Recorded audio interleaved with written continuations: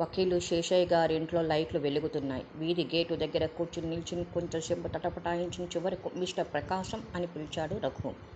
2 నిమిషాల్లో హాల్ నుంచి వచ్చిన ఒక యువకుడు చేతిలో ఫిల్మ్ ఫేర్ బరండాలతో మీదికి వచ్చాడు. ఎవరండి అంటూ. ఒక్కసారి మీతో మాట్లాడాలి, ఇట్లు రాగలరా అన్నాడు రఘు. టకటకా మెట్లు దిగిన ప్రకాశం రఘుని చూచి కొంతసేపు మాట్లాడలేకపోయారు. నాన్నగారు కోపడతారని జరిసి నా స్నేహితులు బయట నుంచే పిలుస్తారు. వాళ్ళెవరైనా ఏమో అనుకున్నాను. రండి లోపలికి మీరు అని ప్రశ్నార్థంగా వదిలేశాడు. నా పేరు రఘునాథ్, వైజాగ్లో హౌస్ సర్జన్ చేస్తున్నాను అని గంభీరంగా తెలియపరుచుకున్నాడు. ప్రకాశానికి గుండె జారింది. గ్రహించాడు. అయినా ఇంకా ఏమీ తెలియనట్లే ముఖం పెట్టి మీరు నాతో ఏం పనో. రఘు కూడా ప్రకాశం అభినయం అర్థమైంది. బలవంతాన కోపాన్ని నిలదొక్కుంటూ నాకున్న పనంతా మీతోని, పద్మ నా చెల్లెలు, ఇప్పుడు బాగా తెలిసిందా నేనెవరో? కంగారు పడిపోయాడు ప్రకాశం. బొత్తిగా ఎదురు చూడని ఆ సన్నివేశం తట్టుకోలేక బిత్తరపోతూ నిల్చున్నాడు. దాంతో మీకు పరిచయం ఎప్పటినుంచి? తీక్షణంగా ప్రకాశం కళ్ళల్లోకి చూస్తూ అడిగాడు రఘు. ఒక స్కూలు వాళ్ళమే కదా అని తలగోక్కుంటూ నసిగాడు ప్రకాశం. అందుకని కలిసి షికార్లు కొట్టాలా? అలా తిరగడంలో ఏమిటి ఉద్దేశం? అది పెళ్లి కావలసిన పిల్ల, ఆ సంగతి ఏమైనా తెలుసా? ఇప్పటికి ధైర్యం కూడా తీసుకున్నాడు ప్రకాశం. ఎందుకంత కోపంగా మాట్లాడతారు? నేను పద్మ ప్రేమించుకున్నాం హేళనగా నవ్వాడు రఘు. ఏమిటి ప్రేమంటే? ప్రేమించితే ఆ దొంగ తిరుగుళ్ళెందుకు? ధైర్యంగా పెళ్లి చేసుకోకూడదు? ప్రకాశం మాట్లాడలేదు. మరి మాట్లాడలేకుండా ఉన్నావే? గద్దించాడు రఘు. మా నాన్నగారికి ఇష్టమైతే నాకు అభ్యంతరం లేదండి, పిల్లిలా జవాబు ఇచ్చాడు. దాంతో రఘు ఉడికిపోయాడు. నాన్నగారికి ఇష్టమైతే ఇలా వెంట పెట్టుకుని తిరుగుతున్నావా? అదేమిటో ఆయన దగ్గరే తెలుసుకుంటానుండు. ప్రకాశం వారిస్తున్నా వినిపించుకోకుండా శేషయ్య గారు అంటూ లోపలికి వెళ్ళాడు. ఆరు బయట వాలు కుర్చీలో పడుకుని చుట్టకాల్చిన శేషయ్య ఎవరిది? పొద్దున్నే మాట్లాడకుండా లేండి అన్నాడు. నేను కేసుల వాడిని కాదు, స్వంత పని మీద వచ్చాను, ఇప్పుడే మాట్లాడాలి అంటూ రఘు తని అతడి దగ్గరగా కుర్చీ లాక్కుని కూర్చున్నాడు. రఘునాథ్ అంటారు, ఈ పక్క వీధిలోని మా ఇల్లు, మా అన్నయ్య కాలేజీ లెక్చరర్. ఓహో, అనంతయ్య గారి అల్లుడి తమ్ముడివా? ఏమిటి విశేషం? చుట్ట పళ్ళ మధ్యన నొక్కిపట్టి అంటినట్టుగా మాట్లాడాడు. ఆ మాటలో హేళన గ్రహించినా బలవంతంగా కోపం అణదుకోకున్నాడు రఘు. విశేషమే, మీ అబ్బాయి ప్రకాశం విశేషాలు చెప్తామని వచ్చాను. ఏమిటో అవి? అబ్బాయికి పెళ్ళి ఎంత త్వరలో చేస్తే అంత మంచిదని చెప్తామని వచ్చాను. ఏమిటి? ఆశ్చర్యంగా లేచి కూర్చున్నాడు శేషయ్య. నా ఇంటి వ్యవహారాలతో నీకేం పని? ఇంటి వ్యవహారాలు ఇంట్లో అణిగిపోతే ఎవరికీ అక్కర్లేదు, కానీ అవి ఊరి వారికి కూడా సంబంధించడంతో అందరికీ అవసరం అవుతోంది. మీ అబ్బాయి అయినింటి ఆడపిల్లతో స్వేచ్ఛగా విహారాలు చేయడం మీకు తెలుసా? శేషయ్య ముఖం జేవురించి లేచి పచారులు చేయసాగాడు. ఏం, ఆ ఆడపిల్ల పెద్దవాళ్ళు నిద్రపోతున్నారా? అదుపులో పెట్టుకోలేరు? ఇంతకు నీకేం అవసరం? అదే చెప్పపోతున్నాను. రఘు కోపంగా లేచాడు. మా చెల్లెలు పద్మతో మీ అబ్బాయి ఇవాళ సినిమాకి వెళ్ళడం చూచాను నేను. అదేమని అడిగితే పెళ్లి చేసుకుంటాను మా నాన్నగారితో సంప్రదించమన్నాడు. అదిరిపడ్డాడు శేషయ్య. ప్రకాశం ఇలా చావు అని గావుకక్క పెట్టాడు. పెళ్లి వచ్చి నించున్నాడు ప్రకాశం. ఈయనని నువ్వు నాతో మాట్లాడమన్నావా? ప్రకాశం సమాధానం చెప్పలేదు. బెదురుగా చూచాడు. నోరు లేపటం లేదేమయ్యా మరి? రఘు ప్రశ్నించాడు. షడప్, శేషయ్య అరిచాడు. నా కొడుకుని నా ఎదుటే నిలదీస్తున్నావి? చేతనైతే పోయి చెల్లెల్ని అదుపులో పెట్టుకో. ఈ విధంగా నయానో భయానో అందరూ ధనవంతుల ఇళ్లలో పడదామనుకుంటున్నారేమో. నేనీ పిచ్చి అనంతయ్య కాదు, నా దగ్గర నీ పప్పులేమి ఉడకవు. You shut up mannerless scoundrel. కొడుకి బుద్ధి చెప్పడం పోయి ఎదురు సమర్థిస్తున్నావా? పెద్ద మనిషివని మర్యాదగా మాట్లాడిస్తే ఇదా నీ సమాధానం?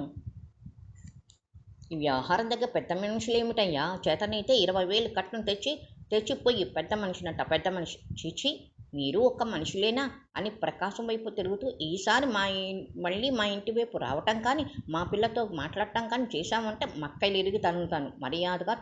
మర్యాద సంగతి తర్వాత జాగ్రత్త. చరచర బయటకు వచ్చి 4 అంగుళాల ఇల్లు చేరాడు. ఏం తొందరపడలేదు కదా, నేను వద్దామని బయలుదేరుతున్నాను ఇప్పుడే అన్నాడు చక్రపాణి. 4 చివాట్లు పెట్టవలసి వచ్చిందనుకో. ఇంతకు నువ్వు మెత్తని వాడవడంతోనే అందరి ఆటలు సాగుతున్నాయి అంటూ పద్మ అని పెద్ద కేక పెట్టాడు. పడుకున్న పద్మ అదిరిపడి లేచింది. ఆ వెనుకన జానకమ్మ ప్రవేశించింది. ఏమిటి ఆయన రాద్ధాంతాలు? సంసారం వీధికెక్కిస్తావా ఇవాళ? ఇదిగో, నేను చాలా విసిగిపోయి ఉన్నాను.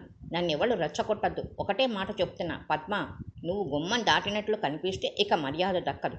ఇవాళ మాటలతో వదిలేస్తున్నాను. ఇందిరా, నీకు ఇదే చెప్పడం. స్కూలు ఇల్లు తప్ప మరో జ్ఞాపకం ఉండకూడదు. ఊరికే చదువు మీద శ్రద్ధ లేక తిరుగుతున్నాను అనుకున్నాను, కానీ ఇంత విధంగా చెడిపోయిందని అనుకోలేదు. ఇవాళ ప్రకాశం గారితో సినిమాకి వెళ్ళింది. ఇప్పుడు వాడిని అడిగితే వాడి నాన్నకు కావాల్సిన 20,000 పోస్తే పెళ్లి చేసుకుంటాడట. దీన్ని మరి ఎందుకు షికారులో సాగించినట్టు అర్థమవుతోందా పద్మ?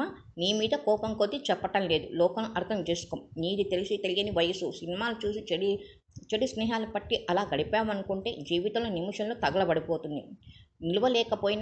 నిలవలేకపోయాక గట్టి పరకం చూచినట్టు కూడా చూడరు ప్రజలు. నేను డాక్టర్ని. ఇటువంటి తెలివి తక్కువ ప్రవర్తన వల్ల ఎన్ని జీవితాలు తగలబడిపోతాయో రోజు అనేకం చూస్తూ ఉంటాను. అర్థం చేసుకో. ఇంతకంటే విడమర్చి చెప్పలేను. ఆవేశం తగ్గించుకోవడానికి వెళ్ళిపోయి వెన్నెల్లో కూర్చున్నాడు నిశ్శబ్దంగా. ఆ వెనుకనే పాని కూడా వచ్చి కూర్చున్నాడు. చాలాసేపు ఎవరూ మాట్లాడుకోలేదు. ఎంత ఓర్పుగా ఉన్నా బాధ లేకుండా ఉంది. ఎలా నెగ్గుకు రావడం? ఆ పాని అన్నాడు చివరకు. అన్నం భుజంపై చేయి వేశాడు రఘు. ఏమిటన్నయ్యా అంత ఇదైపోతావు? సంసారంలో నలుగురమంటూ ఉన్నాక ఏవో సమస్యలు రాకపోతాయా? మరి తట్టుకోవాలి, ప్రయత్నించాలి. తిరిగి కొంతసేపు ఎవరు మాట్లాడలేదు. ఒక విషయం అన్నయ్య, నీకు జాలి ఎక్కువ. ఎవరిని గట్టిగా ఏమి అనలేవు. వీళ్ళని బాగు చేయడానికి నేనే ఉండాలి. అక్కడ ఒక ఇల్లు తీసుకుని అమ్మను పద్మను తీసుకుపోతాను. నాకు భోజన సమస్య తీరుతుంది. ఇక్కడ వదిన గోల తప్పుతుంది. ఆవిడకి ఇందులో సాయంగా కూడా ఉంటుంది. ఏమంటావు? నీ ఆలోచన బాగానే ఉంది, కానీ పాపం మీ వదిన గొడవనేం లేదురా. ఎలాగైనా సర్దుకుపోతుంది. అందరూ ఒకచోటే ఉండాలనుకుంది నాకు. నేను కూడా వైజాగ్ ట్రాన్స్ఫర్ చేయించేసుకుంటాను. నిత్య సాధింపులతో ఆడవాళ్ళ జీవితాలు ఎంతవరకు నరకప్రాయం అవుతాయో నువ్వు తెలుసుకోవటం లేదు. తెలియకేందా? కానీ అమ్మ ఏదో తొందరపడుతోందని మనము తొందరపడితే ఎలాగా? మన తల్లి చెల్లెళ్ళు కారు? మనల్ని సాకి నాన్నగారు పోయినా ఇంత పెంచి పెద్ద చేసిన అమ్మ మన రక్త మాంసాలే పంచుకు పుట్టిన చెల్లెళ్ళు మనం వదిలేయగలమా? అది భావ్యమా? రఘు మాట్లాడలేదు. తిరిగి పాని అన్నాడు. మరో కారణం కూడా ఉంది. ఏమిటది? ఒక ఊళ్ళో ఉండి అనంతయ్య గారు మనము ముఖాలైనా చూసుకోలేకపోవటం, నలుగురి సంభాషణకి ఆహారం దొరకటం నాకేమీ బాగుండలేదు. నా ట్రాన్స్ఫర్ విషయం నీతో ఆలోచించుదామని నేను ఇదివరకే అనుకుంటున్నాను. అదే నిజమే. అయితే ఆ ప్రయత్నంలో ఉందాం. ఇద్దరు లేచి లోపలికి వెళ్ళారు. మాధవి చేత లెక్కలు చేయించుకున్న ఇంద్ర అన్నని చూచి లేచి వెళ్ళిపోయింది. పడుకోమ్మా, 12 అవుతుంటే ఇంకా చదువేమిటి అన్నాడు చక్రపాణి. నవ్వాడు రఘు. పద్మని చదువుకోలేని సాధించాలి. దీన్ని ఇంకా చాలమ్మా అని జోకట్టాలి. బాగుంది. నిజమే, మనం చదివించాలే కానీ ఎంతకైనా వృద్ధులకు వస్తుంది ఇందిర. షర్టు తీసి స్టాండు తగిలించి మంచం మీద కూర్చున్నాడు పాని. మాధవి సినిమాకు ధరించిన దుస్తులు మడత పెట్టుకుని దాచుకుంటోంది. మూలనున్న టిప్పాయి మీద పద్మావతి శ్రీనివాసుడు దంతపు విగ్రహాలను చూస్తూ ముగ్ధుడైపోయిన రఘు, అవి ఎక్కడివన్నయ్యా? చాలా బాగున్నాయి అన్నాడు. ఏమో మీ వదినే అడుగు అన్నాడు పాని చిలిపిగా. రఘు నవ్వుతూ వదిన వైపు చూచాడు. మాధవి చిరునవ్వుతో ఆ గదిలోంచి వెళ్ళిపోబోతుండగా రఘు అర్థమైనట్లు తల పంకించాడు. ఇందులో ఏదో ప్రణయగాథ దాగి ఉన్నట్లుంది. పోనీ చెప్పొద్దు కానీ ఒకసారి ఇలా రా వదిన. నిల్చున్న చోటు నుంచి ఏమిటని ప్రశ్నించింది మాధవి. పెట్టి తీసి రఘు ఒక అట్టపెట్టి తీశాడు. నీ పెళ్లి కానుక అంటూ మాధవి చేతిలో ఉంచాడు. జాగ్రత్తగా విప్పి చూచింది మాధవి. నామశ్రవణం మాత్రంతోనే ఒడలు పులికింపచేసే మనోహరమైన ప్రేమైక మిథునం రాధా మాధవులు. మురళి మోహని పాదాల వద్ద నిమీలిత నేత్రాలతో ప్రేమాంజలి కట్టించి పూజిస్తున్న రాధిక. చాలా బాగుంది. మురిసి పరసమైపోతూ పానికి అందించింది మాధవి. బాగుంది అందుకున్నాడు పాని. అక్కడ పద్మా శ్రీనివాసుడు, ఇక్కడ రాధాకృష్ణుడు. తూర్పువైపున్న డ్రాయర్ మీద ఆ విగ్రహం నుంచి ఫ్లవర్ వాజులో నుంచి తెల్ల గులాబీ తుంచి విగ్రహ పాదాల దగ్గర ఉంచి నమస్కరించాడు పాని. మాధవి కూడా అప్రయత్నంగా నమస్కరించింది. వారే వా! చప్పట్లు చరిచాడు రఘు. సరిగ్గా మీ ఇద్దరిని ఆ విగ్రహానికి నమస్కరిస్తూ అలా ఊహించుకున్న నేను, ఆహాహాహా, సమయానికి కెమెరా లేదు అంటూ తన గదిలోకి నడిచాడు రఘు. కట్టిపెట్టరా హాస్యం, నవ్వాడు చక్రపాణి. ఉదయం మాధవి వంటగదిలో పీట మీద కూర్చుని కాఫీలు కలుపుతోంది. అక్కడే పూజ చేసుకుంటున్న జానకమ్మ దగ్గరే కూర్చున్న పెద్ద కూతురికి బుద్ధులు నేర్పుతోంది. కలవాళ్ళు ఎలా తిరిగినా నెగ్గుకు రాగలరమ్మా. రకరకాల టక్కులు చూపించి ఎటువంటి వాడినైనా వలలో వేసుకుని పెళ్లాడేయగలరు. మనకు అటువంటి వగలు జాగ్రత్తగా ఉండాలి. మాధవి ఆశ్చర్యపోయింది. కూతురికి బుద్ధులు చెప్పడం కన్నా అందులో కోడలిపై నిందలే ఎక్కువగా ఉన్నాయి. చిన్నవాళ్లకు పెద్దవాళ్లకు బుద్ధి నేర్పే విధానం అదేనా? అయినా తనను కానట్టే తన పని తాను చేసుకోసాగింది. కాఫీ ఇవ్వబోయిన మాధవి చేతిని విసురుగా తోసేసింది పద్మ. చేతిలో గ్లాసు బళ్ళున్న కింద పడి కాఫీ నేలపాలైపోయింది. అర్థం కాక విస్తూ పోతూ అందరి ముఖాలు చూడసాగింది మాధవి. ఎందుకంత కోపం పద్మ అని అడిగింది. ఏమీ ఎరగనట్టు చాటున్న వాళ్ళకి నూరి పోసి ఎదుర మాత్రం తేనీలా మాట్లాడతావు. నువ్వు అసలు నాతో మాట్లాడకు. నాకేమీ అర్థం కావట్లేదు అంది మాధవి లోలోన. తను వదిన సరోజిని ఎంత సఖ్యతగా ఉండేవారో ఆలోచించుకుంటాం.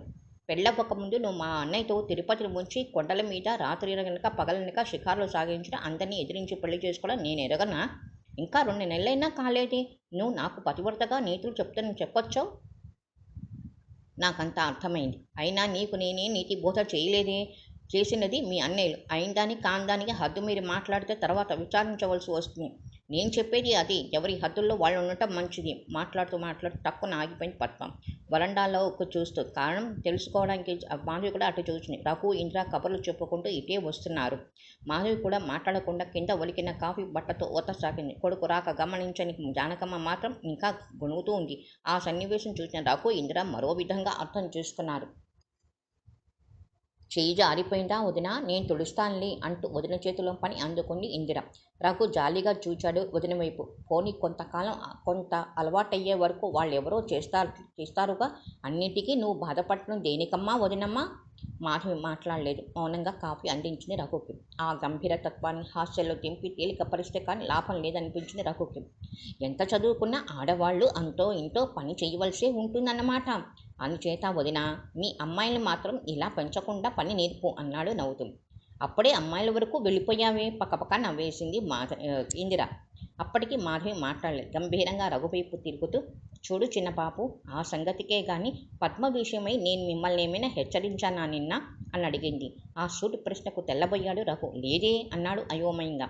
నిన్నటి మీ మందలింపుల కారణం నేననుకుని బాధపడుతున్నాడు తల్లి కూతుళ్ళిద్దరు. అందుకే కాఫీ గ్లాసు విసిరేసింది పద్మ.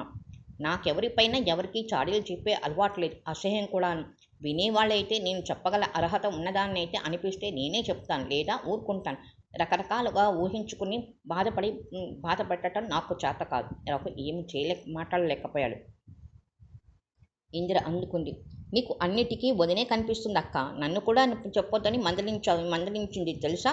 వదిన ఎంత మంచిదో నువ్వెరగవు. అన్నయ్యలు కూడా రకరకాలుగా బాధపడుతుంటే పోనీ అతడు మంచివాడమేమో వివాహం చేసుకుంటాడేమో అని సరిపెట్ట చూచింది. ఆ మాట మీదే అన్నయ్య రాత్రికి రాత్రే రాయభారం వెళ్ళాడు. చేతనైతే మంచిగా ప్రవర్తించు అంతని అనుకోవడం దేనికి? నువ్వు కూడా బుద్ధులు చెప్పేదాని అయ్యావుటే తల్లి నేటికి అంత దీర్ఘాలు తీస్తూ జానకమ్మ. బుద్ధి తెలిసిన వాళ్ళు ఎవరైనా చెప్పవచ్చు. వాళ్ళు చెప్పాలా వీళ్ళు చెప్పాలా అనే అహంకారం ఉన్న నీలాంటి వాళ్ళకి తర్వాత గట్టిగా లెంపలు వాయించుకోవాల్సి వస్తుంది. అనవసరంగా వదిన అనుకోవడం దేనికి అన్నాడు రఘు. నన్నన్నానని నాకేం చింత లేదు. కానీ నిలువున పాడైపోతుంటే చూస్తూ ఊరుకోలేక ఇంటి పరువు మర్యాదల సంగతికి సంబంధించింది కనుక ఏమాత్రమైనా మాట్లాడాల్సి వచ్చింది. నేను అసలు ఎవరేమన్నా విన్నట్లే పోతుంటుంటాను. అక్కడి నుంచి వెళ్ళిపోయింది మాధవి భర్తకు కాఫీ ఇచ్చే నిబంధం. రఘు కోపంగా చెల్లెల వైపు తిరిగాడు. ఏం పద్మ, నువ్వు నీ స్వభావం మార్చుకోవా? పద్మ మాట్లాడలేదు. ఇంకొకసారి వదిన అన్నట్లు తెలిసిందా? గడప దాటి అనవసర షికారులకు వెళ్ళినట్టు తెలిసిందా? ఊరుకోని జాగ్రత్త హూంకరించాడు. ఇవాళ కాలేజీకి వెళ్ళే ప్రయత్నంలో ఉన్నట్లు లేరు అంది భర్తను మాధవి. వెళ్ళడం లేదు. నిన్న చెప్పటం మర్చాను. ఇవాళ బావగారు భార్యా సమేతుడై వస్తానన్నారు అందుకని అన్నాడు. ఎవరు? కేశవన్నయ్య అంది ఆశ్చర్యంగా. నిన్న సినిమాలో చెప్పారు. మధ్యాహ్నం వస్తారట. కొంచెం సిద్ధంగా ఉండాలి. సిద్ధం అంటే అడిగింది నవ్వుతూ.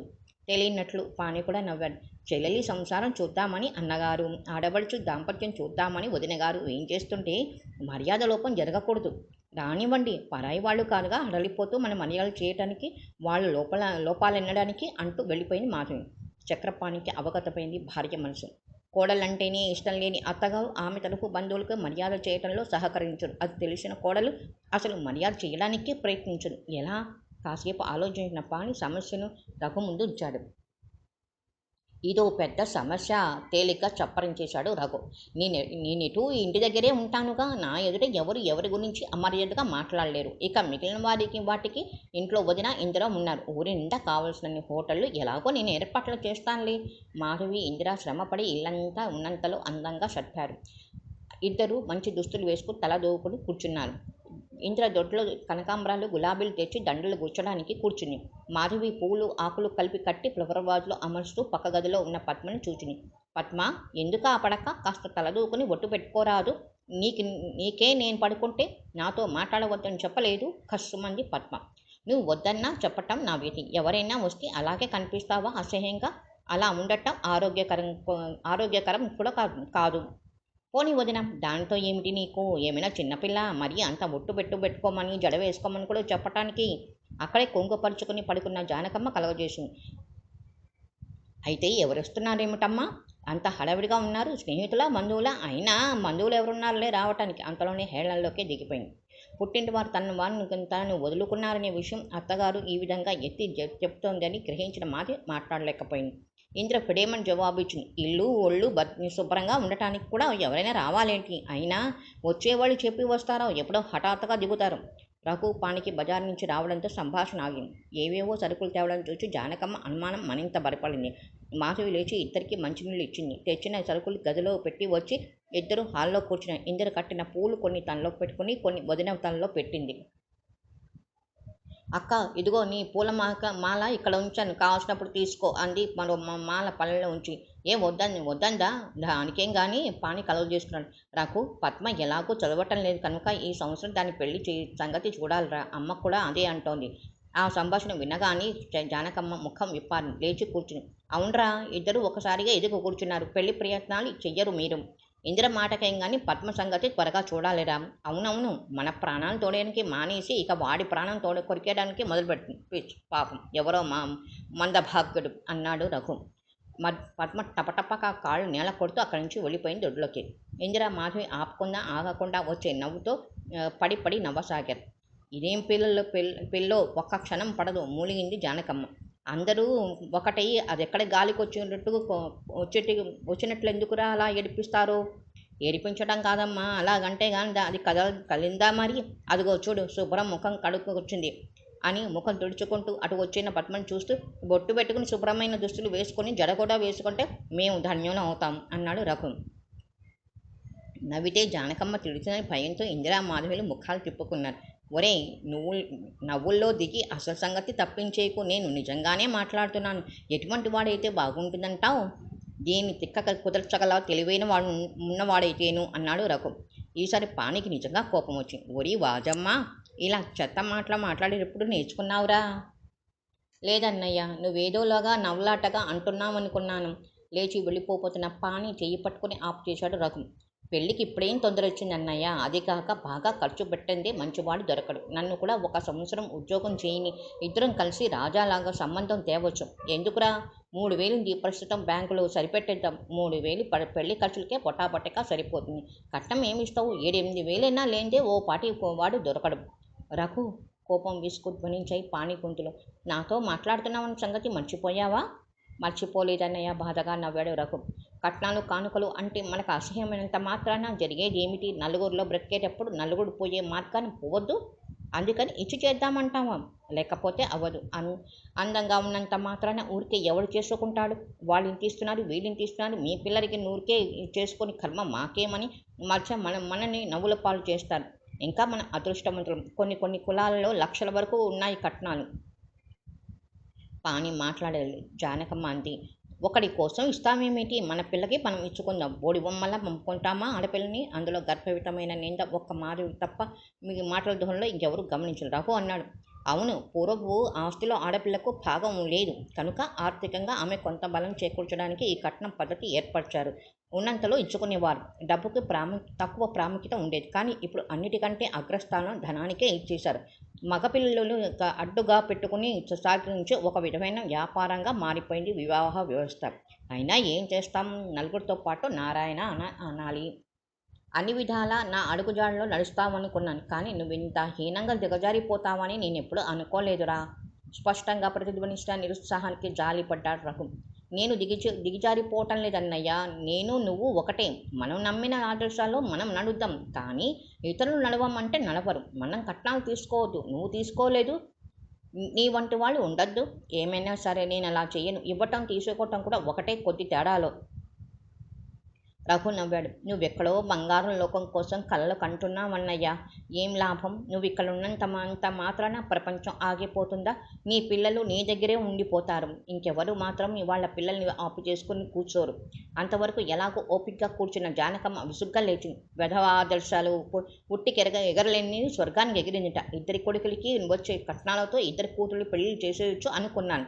నా ఆశ ఏది తీర్చాడు కనుక భగవంతుడు అంటూ లేచి మరో గదిలోకి వెళ్ళిపోయింది.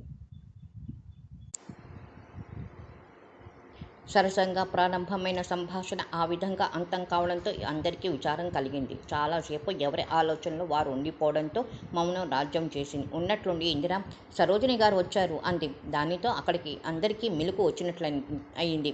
పాణి, రఘు లేచి వీధిలోకి ఎదురుగా వెళ్లారు. రిక్షా దిగిన సరోజినికి. రండి బావగారు, రాలేదేం అన్నాడు పాణి. వస్తున్నారు చిరునవ్వుతో సమాధానమిచ్చింది సరోజిని. మా తమ్ముడు రఘు పరిచయం చేశాడు పాణి. చెప్పకుండానే తెలుస్తోంది అని మందహాసంతో నమస్కరించింది సరోజిని. రఘు నమస్కారం చేసి గౌరవించాడు. నడవండి లోపలికి. రండి అక్క లోపలికి. చేయి పట్టుకుని వచ్చింది ఇందిర. హాల్లో ఉన్న మాధవి నిల్చున్న చోటనే ఉండిపోయింది తల వంచి. అదేమిటి మాధవి, అలా మాట్లాడకుండా నిల్చున్నావు? ఆశ్చర్యంగా అడిగాడు చక్రపాణి. సరోజిని ఆడపడుచు దగ్గరగా వచ్చి మాధవి అంది మెల్లిగా భుజంపై వేసి. ప్రయత్నమే తలెత్తిన మాధవి నేత్రాలు అశ్రుతపూరితాలైన ఉన్నాయి. వదిన, రెండు చేతులతోనూ సరోజిని వాటేసి మూగపోయిన మమతలు అసురు రూపాలను స్రవించసాగాయి. రఘు, పాణి, ఇందిర నిశ్చేష్టులయ్యారు. అనిర్వచనమైన అనుభూతితో పరిసరాలను గమనించని అందరూ కూడా మాధవి అనే కేశవరావు పిలుపుతో చైతన్యం పొందారు. ఒక్క నిమిషమైనా విడవకుండా ప్రాణంగా ఉండేవాళ్ళం. కంటి చూపే కరువైపోయింది అంది సరోజిని కళ్ళు తుడుచుకుంటూ. వచ్చావా అన్నయ్య అని పలకరించింది మాధవి తేరుకుని. వచ్చానమ్మా. నువ్వు మరీ అంకిదైపోతే ఎలా? ఎల్లకాలం ఈ పట్టుదలలు ఇలాగే ఉండిపోతాయా? కూర్చోండి బావగారు. రఘు కేశవరావుని బలవంతంగా కూర్చోపెట్టాడు. అవన్నీ లోపల పెట్టించమ్మా అన్నాడు కేశవరావు ఇందిరను. అప్పుడు చూచారు అందరూ అటు. 2 అరటిగెలలు, ఒక ప్లాస్టిక్ సజ్జ నిండా చామంతి, సంపంగి పూలు, ద్రాక్ష పళ్ళ కుండ ఒకటి, బత్తాయి పళ్ళ బుట్ట ఒకటిని. ఏమిటి బావగారు అవన్నీ ఎందుకు అన్నాడు చక్రపాణి. చూడటానికి వస్తూ పూలు పళ్ళు తేవడం మనకు కూడా ఘనమేనా? ఇవ్వవలసిన అరణాలు కట్నాలు లేకపోగా అంది మెల్లిగా సరోజిని. మాధవి, ఇది ఉంచు. కేశవరావు చిన్న అందమైన సూట్ కేసు ఒకటి మాధవికి అందించాడు. మాధవి మౌనంగా అందుకుని గదిలో పెట్టి వచ్చింది. అమ్మా, నాన్నారు కులాసాయన నా అన్నయ్య అంది మాధవి. ముక్తసరిగా జవాబిచ్చాడు. ఎవరికి ఏం మాట్లాడాలో తోచటం లేదు. రఘు షర్బత్ తయారు చేసి తీసుకొచ్చాడు. కేశవరావు, సరోజిని మౌనంగా స్వీకరించారు. అమ్మగారు ఇంట్లో లేరా అమ్మా అని అడిగాడు కేశవరావు ఇంద్రను.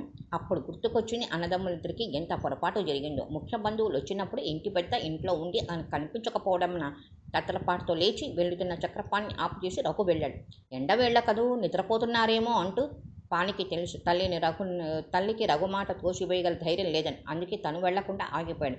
హాల్లోకి వచ్చిన జానకమ్మని చూసి కేశవరావు, సరోజిని మర్యాదగా లేచి నిల్చున్నారు. కూర్చోండమ్మా, కూర్చోండి. ఇస్సుమంటూ నేల మీద చతికిలబడింది జానకమ్మ. అంతా బాగున్నారా అమ్మా అంది యథాలాపం. బాగేనండి అంది సరోజిని నమ్రతగా. అయితే కారు మీరు రాలేదు, వచ్చి వెళ్ళిపోయిందా? తెలియనట్టు ముఖానికి చెయ్యి అడ్డు పెట్టుకుని వీధిలోకి దృష్టి సారిస్తూ అడిగింది జానకమ్మ. యథార్థం ఆమెకి తెలుసు. కానీ ఎదుటవారిని ఎన్నుకొని పెట్టడం జానకమ్మకు ఉక్కుపాలతో అప్పిన విద్య. వివాహం పూర్వం తిరుపతికి ప్రయాణం చేసి వచ్చి ఒకసారి కబుర్లలో హఠాత్తుగా మాధవి, నీకు ఒక విషయం చెప్పనా వదినా అంది సీరియస్గా. ఏమిటో అనుకుని సరోజిని ఉత్సాహంగా చూపించింది. ముసలివాళ్లకు కూడా హాబీలు ఉంటాయా అంది గొప్పగా మాధవి. సరోజిని కుతూహలం ఇమిలించింది. ఉన్నపళంగా పిహెచ్డి చేస్తాను, త్వరగా చెప్పుదువు అదేమిటో. అడ్డుదిడ్డను ప్రశ్నలు వేసి మనుషులు ఇరుకులను పెట్టడం, ఆచారాలంటూ గంతులేయడం జానకమ్మ గారి హాబీ అంది పకపక నవ్వుతూ మాధవి. సరోజిని కూడా నవ్వింది. ముసలాళ్ళ గోళం మనకెందుకు కానీ, నీ మాస్టారి హాబీలు ఏమైనా ఉంటే చెబుతూ ముందు ఉపకరించగలవు. సరోజిని, మాధవి ఇద్దరి మనసుల్లోనూ ఈ గతం దోబూచులాడి అప్రయత్నంగా పెదవులపై పందహాసం నాట్యం చేశాయి. అనంతయ్యకు, ఆదిలక్ష్మికి తెలియకపోవడానికే ఆ విధంగా ఇద్దరు విడివిడిగా రిక్షాల మీద వచ్చారని ప్రతి ఒక్కరూ ఊహించుకోగలిగారు. జానకమ్మకు ఆ సంగతి ఉండే తెలుసు. అయినా అలా అడిగినందుకు మాధవి, సరోజిని కూడా చిన్నబుచ్చుకుంటారని భయపడ్డ అందరికీ కూడా ఆ ఇద్దరి చిరునవ్వులు అమితాశ్చర్యం కలిగించాయి. కేశవరావు సంభాషణ ధోరణికి ప్రయత్నపూర్వకంగా మార్చేశాడు. రఘు వైపు తిరుగుతూ, మీరు సెలవు పెట్టి వచ్చారా అన్నాడు. అవునండి, 1 వారం 10 రోజులు ఉంటాను అన్నాడు రఘు. ఇది అయ్యాక ఉద్యోగమా, ప్రాక్టీసా? పాణి చెప్పాడు సమాధానం. ఇంకా ఎటు నిర్ణయించలేదు బావగారు అని. మళ్ళీ ప్రాక్టీస్ పెట్టడం అంటే మాటలా అన్నాడు నవ్వుతూ. అవునులేండి అన్నాడు కేశవరావు. మాధవి ఇందిరా కాఫీ టిఫిన్ తెచ్చి అందరికీ ఇచ్చారు. చిన్నన్నయ్య దగ్గర నుంచి ఉత్తరాలు వస్తున్నాయా అన్నయ్య అని అడిగింది మాధవి. వస్తున్నాయి, ఎల్లుండి వస్తున్నానని రాశాడు అన్నాడు కేశవరావు. సరోజిని చెప్పింది. పెళ్లి కుదిరింది, అతడికి పిల్లని చూడటానికి వస్తున్నాడు, అతడికి నచ్చినట్లయితే కుదిరినట్లే. మాధవి మనసు సంతోషంతో గంతులేసింది. చిన్నన్నయ్యకు పెళ్ళా? ఏ ఊరు వదినా? చదువుకుందా? సంబరం ఈసడించింది జానకమ్మ. ఇంకా ఇంట్లో ఏమైతే నీకు వెళ్ళే అర్హత ఉంది? అందరికీ చూకమని. అలా అనకండి పిన్నిగారు, ఈ పెళ్లి అవ్వాలి. భగవత్కృప వల్ల ఏ విధంగా అయినా తిరిగి మాధవి పుట్టింటి గడప తొక్కే అవకాశం వస్తుందని ఆశగా చూస్తున్నాను నేను అంది సరోజిని బాధగా. మరే తన పెళ్లికి దిక్కు లేదు, ఇంకా అన్న పెళ్లికి వస్తుంది అంటూ లేచి లోపలికి వెళ్ళిపోయింది జానకమ్మ. అందరి ముఖాలు చిన్నబోయాయి. ఎక్కడికి పోయావు? గుమ్మల్లో అడుగు పెట్టగానే ఎదురైన ఆదిలక్ష్మి. ఆవిడ ధోరణే అంతా. మీరేం అనుకోకూడదు అన్నాడు పాణి బలవంతంగా తలెత్తి. నవ్వాడు కేశవరావు. అనుకోవడానికి ఏముంది? ఉన్న మాటే అన్నారు ఆవిడ. మా అమ్మా నాన్నల కంటే 1000 రెట్లు నయమే కదా. గుమ్మలైనా అడుగు పెట్టనిచ్చారు మమ్మల్ని. పోనీయండి, ఎందుకు మనం పెద్దలు నిందించడం? అయినా అందులో నా దోషం మాత్రం లేదంటారా? నేను వారికి నిరాశ కలిగించాను, అదే కదూ అంతకు మూల కారణం అన్నాడు పాణి. మంచివారు ఈ ప్రపంచంలో ఎలా నిలబడగలుగుతారు బావగారు అన్నాడు కేశవరావు సంతోష ఆశ్చర్య మిళితమైన నవ్వుతాం. కొద్దిసేపు ఎవరూ మాట్లాడలేదు. తిరిగి మనం ఎప్పటికైనా కలుస్తామా? ఇక ఇంతేనంటావా? నిరాశగా అడిగింది మాధవి. లేదు మాధవి, అలా అధైర్యపడకు, తప్పకుండా కలుస్తాం. అలాంటి కుటుంబాలు ఎన్ని లేవు? కొంచెం ఓపిక పట్టు అంది సరోజిని అనునయపూర్వకంగా. కేశవరావు అన్నాడు. మేమందరం లేమా బిందు? నిత్యం మా ప్రయత్నం అంతా ఏమనుకున్నావు మరి? కొంచెం ఓర్పు అవసరం. నాన్నగారు మాత్రం ఆయనకు నీ మీద ద్వేషం అనుకున్నావా? కాదు, వెళ్ళిపోయావని బాధ, అమితమైన బాధ. అది ఆయనకే తెలీదు. అందరిలాగే ఆయన కూడా ద్వేషమని అనుకుంటున్నారు. కానే కాదు. అవును, నేను అలాగే అనుకుంటున్నాను. ఆయన మాటను మేమిద్దరం మన్నించడం లేదని మాపై చిరుకోపం, అంతే. అంత అమృత హృదయులు ఎవరినీ ద్వేషించలేరు. ఊరికే అభిమానం కొద్దీ పంతం చెల్లించుకోవాలని పట్టుదలతో అలా ఉన్నారు. కానీ లోపల చాలా ప్రేమే ఉంది ఆయనకు మాధవిపై కంటే. నేనంటే ఎక్కువ ప్రేమాభిమానాలు నేననుకుంటున్నాను. అనుకోవడమేంటి? అక్షరాల నిజం కూడాను. అందుకు నిదర్శనం చెప్తాను వినండి. తమ్ముడు నారాయణరావు వివాహం ఈ మధ్యన చెయ్యాలని మా పట్టు. ఈ కారణంగా కలవచ్చని మా ఉద్దేశం. ఇప్పుడొద్దు అంటారు కానీ నాన్నగారు చెప్పరు. బిందును పిలవకూడదని పట్టుదల, కానీ పిలవకుండా ఉండడానికి మనసు ఒప్పదు. అందుచేత అసలు ఇప్పట్లో వద్దనే అమ్మకు శ్యామ్కు గట్టిగా పట్టుదల. ఇప్పుడే చేసి మిమ్మల్ని పిలవకుండా అవమానించాలి. శ్రోతలంతా ఆశ్చర్యంగా వినసాగారు. తిరిగి కేశవరావు చెప్పసాగాడు.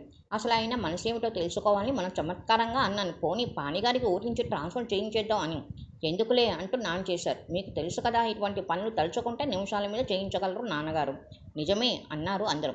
ఆయన కక్ష సాధించడం లేదు, కేవలం మీలో మార్పు కోసమే ఎదురు చూస్తున్నారు. అది పైకి చెప్పడానికి అభిమానం అంది సరోజిని.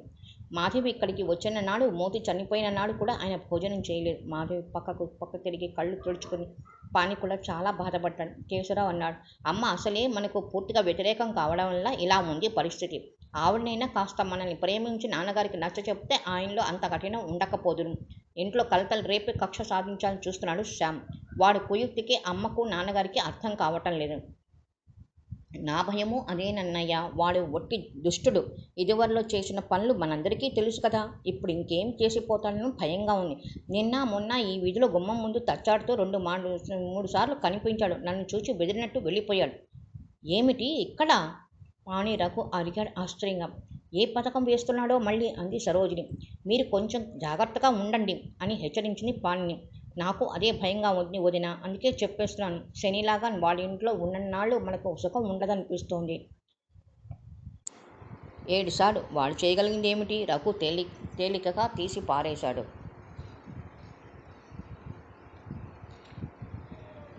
ఎక్కడికి పోయావు? గుమ్మల్లో అడుగు పెట్టగానే ఎదురైన ఆదిలక్ష్మి రౌద్రాకారానికి క్షణం కాలం నివ్వరిపోయింది సరోజిని. మాట్లాడమే గద్దించింది. చెప్పాను కదా అత్తయ్య, మాకు స్నేహితురాలు నిర్మల ఇంటికని. ఓసినంకనాచి ఆశ్చర్యంగా చూస్తూ బుగ్గలు నివ్వెడతో నొక్కుకుంది ఆదిలక్ష్మి. స్నేహితులు నిర్మల ఇంటికి వెళ్ళావో, నీ ఆడబిడ్డ ముష్టి కొంపకెళ్ళావో నాకు తెలియదనుకున్నావా? నిశ్చేష్టురాలై నిలబడింది సరోజిని. దాంతో ఆదిలక్ష్మి మరీ తారామండలానికి లేచింది. నా కూతురి మీద లేని, నాకే లేని మమకారం నీకు పుట్టుకొచ్చిందేం? ఇది మళ్ళీ మనల్ని దూరం చేయడానికి కాకపోతే నీ ఎత్తుగడ రాక్షసి, ఎంతకైనా తగుదువే నువ్వు.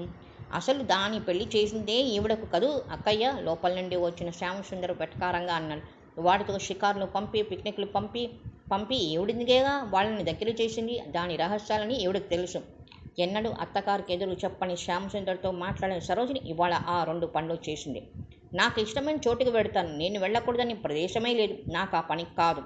పెద్ద అధికారం చేయిస్తున్నారేంటి? ఏమిటి నీకంత భరోసా వచ్చింది? నన్నే ఎదిరిస్తున్నావా? నీ మామగారు రాని వదిలిస్తాను నీ పొగరంతా. అసలు ఈ ఇంట్లో నీకు ఇక కాపురం చేసే యోగ్యత లేనట్టు నీకు. అది మీ తరం కాదు, చేసుకోండి ఏం చెయ్యగలరో.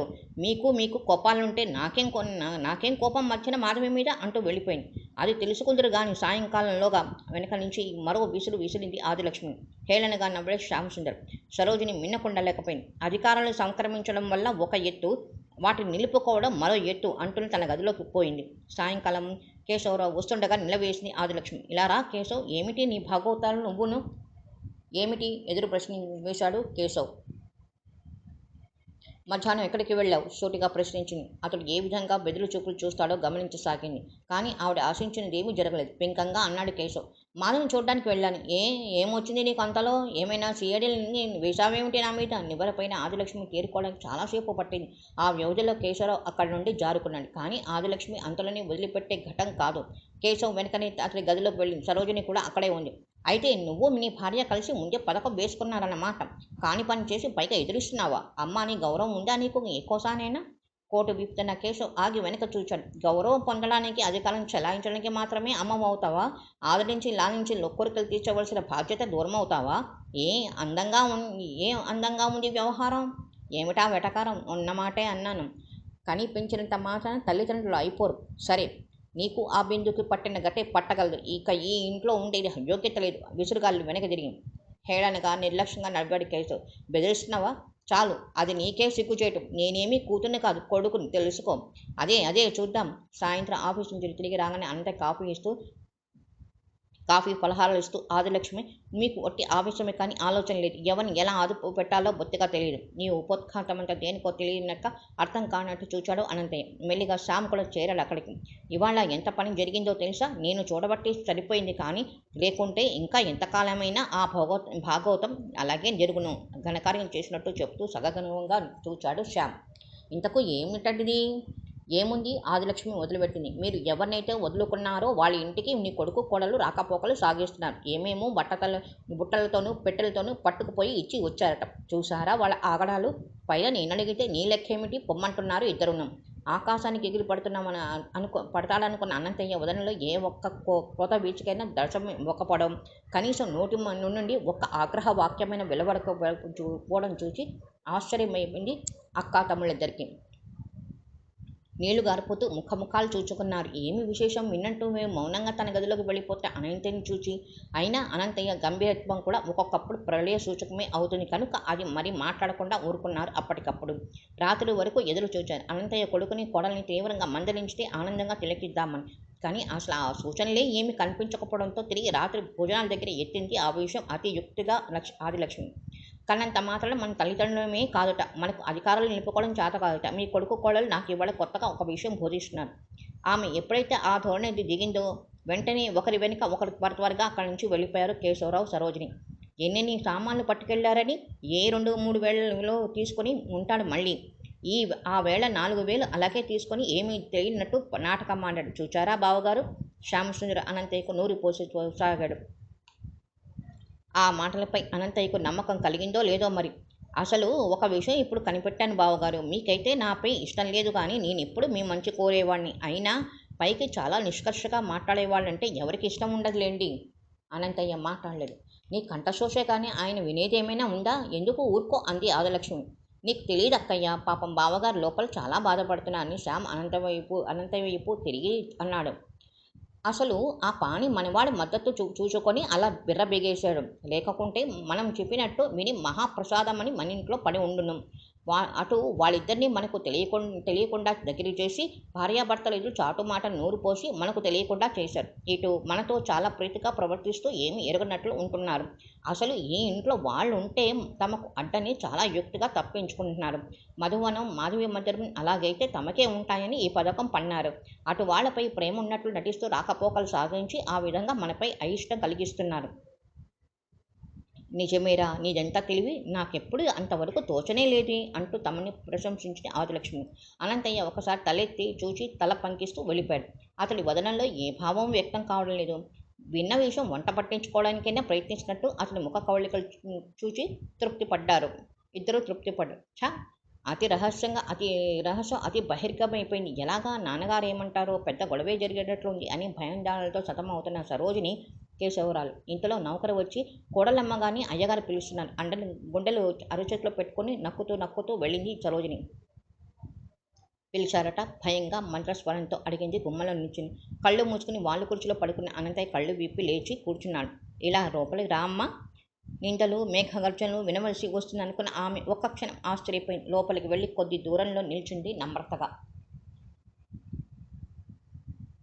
బిందు ఎలా ఉంది? కులాసగా కనబడిందా? అది కలో నిజమో నిర్ణయించుకుంటూ క్షణంకాలం అట్లే నిల్చుండిపోయింది. దానికి అక్కడ సౌఖ్యంగా ఉందా? సంతోషంగా కనిపించిందా? బిడ్డపై మమకార వాత్సల్యాలే ఆ గొంతులు స్పష్టంగా ధ్వనించాయి. ఏ మూలానో కొద్దిగా దీనత్వం కూడా మిళితమై ఉన్నట్లు తోచింది. కానీ ఎక్కడ ఆగ్రహం, అహంకారం లేవు. సుఖంగా సంతోషంగా ఉందని చెప్పి ఆ పితృ హృదయానికి ఊరట కల్పించడం తన విధిగా తలంచింది సరోజిని. కానీ యథార్థం చెప్పి ఆ మనసులో కొంత జాలి ఉదయించగలిగిన ఆశతో బాగానే ఉందండి, కానీ ఇక్కడ సాగినట్లు సాగదు కదండి అంది. ఏ దాని చేత పనిపాట్లు చేయిస్తోందా అత్తగారు? ఉలికిపాటుతో ఆందోళనగా అడిగారు. మరి సామాన్య కుటుంబం కదండి, చేసుకుందే జరగదు. అయ్యయ్యో, దానికి అక్కడ మంచినీళ్ళు ముంచుకుని తాగటమైనా నేర్పలేదే అని విచారిస్తున్న అతని కంఠం గాద్గతమైంది. ఏమైనా చిక్కిందా? కొద్దిగా చిక్కిందండి. అన్ని విషయాల కంటే మనమెవరూ కనిపించటం లేదనే బెంగ ఎక్కువగా ఉన్నట్టుంది. ఎలాంటి బట్టలు కట్టుకుంది? ఇక్కడ ఉన్నట్టే ఉందా? కనీసం అదైనా అనుకూలం సమాధానం రావాలని ఆశిస్తున్నట్లు అతని రూపురేఖలు, ముఖ కవళికలు. కానీ సరోజిని చల్లగా చెప్పింది. ఏదో అంతంత మాత్రమే. ఇక్కడ ఉన్నట్లు ఎలాగుంటాయండి? ఇక్కడ ముఖమల్పరుపుల మీద పవళించింది. ఫారిన్ సిల్క్ చీరలే కట్టింది. ఎన్నడూ పాదాల కింద మోపలేదు. దాని కర్మ నుదురు కొట్టుకున్నాడు. అతను మరేమి మాట్లాడకపోవడం చూసి సరోజిని మెల్లిగా అంది. మనం ఆశించినా బాధపడినా బిందు సౌఖ్యం కోసమే. పోనీ జరిగిందేదో జరిగిపోయింది. మనం ఇచ్చిందేదో ఇచ్చి చూస్తుంటే మా బిందు ఎక్కడైనా సౌఖ్యంగా ఉంటుంది మామగారు. వీల్లేదు. ఆ కంఠంలో అంతవరకున్న బాధా సౌమ్యతలు ఏమయ్యాయో మరి. ఒక్క గావుకొక్క బెట్టాడు. కానీ దానికి అలాగే బాగా బుద్ధిరాని. అప్పుడు కానీ తన తప్పు తెలిసిరాదు. ఆ రోజున తెలుసుకుని వచ్చినాడు నేను మాత్రం ఆదరిస్తానా? నెత్తిని ఉంచుకుని పూజించుకుంటాను నా తల్లిని. నిబరపాటుతో చూడసాగింది సరోజిని. సరే వెళ్ళమ్మా, ఒకసారి అబ్బాయిని కనిపించమని చెప్పు. సరోజిని చెప్పిన విషయాలు విని ఆశ్చర్యపోయాడు కేశవ్. అంత ధైర్యం కలిగింది. ఊరికేనే ఆందోళన పడ్డాను. ఎంతైనా తండ్రి కదా, మేము బిడ్డలం కాము అనుకుంటూనే వెళ్ళి ధైర్యంగా నిల్చున్నాడు. ఏ నాన్న అంటూ. మధ్యాహ్నం ఎవరడిగిపోయావు? ఆ ఉరుము విని నిజంగానే ఉలిక్కిపడ్డాడు కేశవరావు. అగ్ని కణంలా ఉన్న ఆ నేత్రాలను చూడలేక కలవరంతో తలవాల్చుకున్నాడు. ఏమన్నదా మూర్ఖురాలు అనే తీవ్రమైన కంఠస్వరం. ఎవరండి? మెల్లిగా ప్రశ్నించాడు. అదే నీ చెల్లు. మీకు నమస్కారాలు చెప్పమంది. భర్తలు ఇద్దరికీ మీపై గౌరవమే. మీ ముద్దు చెల్లింపక తామే అపరాధమయ్యామని, ఎప్పటికైనా తిరిగి కలుస్తామని ఆశతో ఉన్నామని అన్నారు. విజయ గర్వంతో చూచాడు అనంతయ్య. అవును, అనకేం చేస్తారు? అప్పుడే అయితే సగం బుద్ధి వచ్చిందన్నమాట. ఇంకా బాగా రావాలి. కేశవ్ మాట్లాడలేదు. ఇంతకు నువ్వు డబ్బెంత తీసావు? 1500. ఎవరి అనుమతితో? నా మాటకు సమాధానం తర్వాత మెల్లిగా చెప్పవచ్చు. మీరే ఒప్పుకుంటారనుకున్నాను. ఆ మాత్రం స్వతంత్రం ఉందనుకున్నాను. అలాగా, ఏం చేశావు డబ్బు? ఒక లిప్తపాటకంలో తటపటాయిస్తూ ఉండిపోయాడు. ఇది ఒక్కొక్కసారి వెళ్ళాను బిందును చూడటానికి. ఇదివరలో ఒక్కసారి వెళ్ళావా? అవును. అతి సాధారణ దుస్తులు ధరించి అదొక మాదిరిగా ఉంది, చూడలేకపోయాను. అందుకని ఆ డబ్బుతో మంచి దుస్తులు, పూలు, పళ్ళు కొనుక్కుని తీసుకువెళ్ళాను. మీ కోడలు తన కొన్నిటిని ఇచ్చింది. ఏమిటలా చేయడంలో అర్థం? మనం ఘనంగా ఇవ్వవలసిన కట్న కానుకలు అరణాలు లేనే లేవు కదా. చేతనైనంతలో నేనేమైనా అమ్మాయికి సౌకర్యాలు కలగజేద్దామని. అయితే నేను అంత కఠినుని, నువ్వు మాత్రం ప్రేమ కలవాడవు. నువ్వు చేసిన పని నాకెంత చిన్నతనమో ఆలోచించావా? తండ్రి చచ్చిపోయాడనుకున్నావా? చచ్చిపోవాలనుకున్నావా? నానా, ఎందుకు నీకు నా మీద గౌరవం పోయింది? ఇదివరలో ఎప్పుడు ఏమైనా నాకు తెలియకుండా చేశావా? తెలిస్తే ఇవ్వనివ్వరేమని భయం తప్ప గౌరవం లేక కాదు నాన్నగారు. అయితే గౌరవం ఇంకా ఉందంటాం. నిలుపుతావా? ప్రమాణపూర్తిగా. అయితే చెయ్యి ప్రమాణం. ఇంకెప్పుడు ఆ గడప తొక్కని, ఏ పరిస్థితుల్లో వెళ్ళనని చెయ్యవా? మరెప్పుడైనా ఇటువంటి పని జరిగితే ఇక నీకు నేను తండ్రిని కాను, నువ్వు కొడుకువి కాదు. నేను ఆశించిన మార్పు దానిలో రావాలి. అంతవరకు రాకపోకలు జరగరాదు. ఈ మాట భారంగా విశ్వసిస్తూ అన్నాడు కేశవ్. ఇస్తున్నాను. ఎన్నడూ నీ మాట జవదాటం. కొద్ది క్షణాలు బరువుగా తొలిపోయాయి. ఆ నిశ్శబ్దాన్ని అనంతయ్య భంగపడుతూ, సరే, రెండవ సంగతి. ఆ 4000 ఏం చేశావు? దిగ్భ్రాంతి పొందిన కేశవ్ హీనస్వరంతో, ఏ 4000? బిందు వివాహానికి ముందు ఆఫీసులో ఇనపెట్ట నుంచి మాయమైనవి, పెళ్లి ఖర్చుల కోసం ముందు జాగ్రత్తగా ఆ పానికి ఇచ్చావు కదూ. ఏమిటి నాన్న?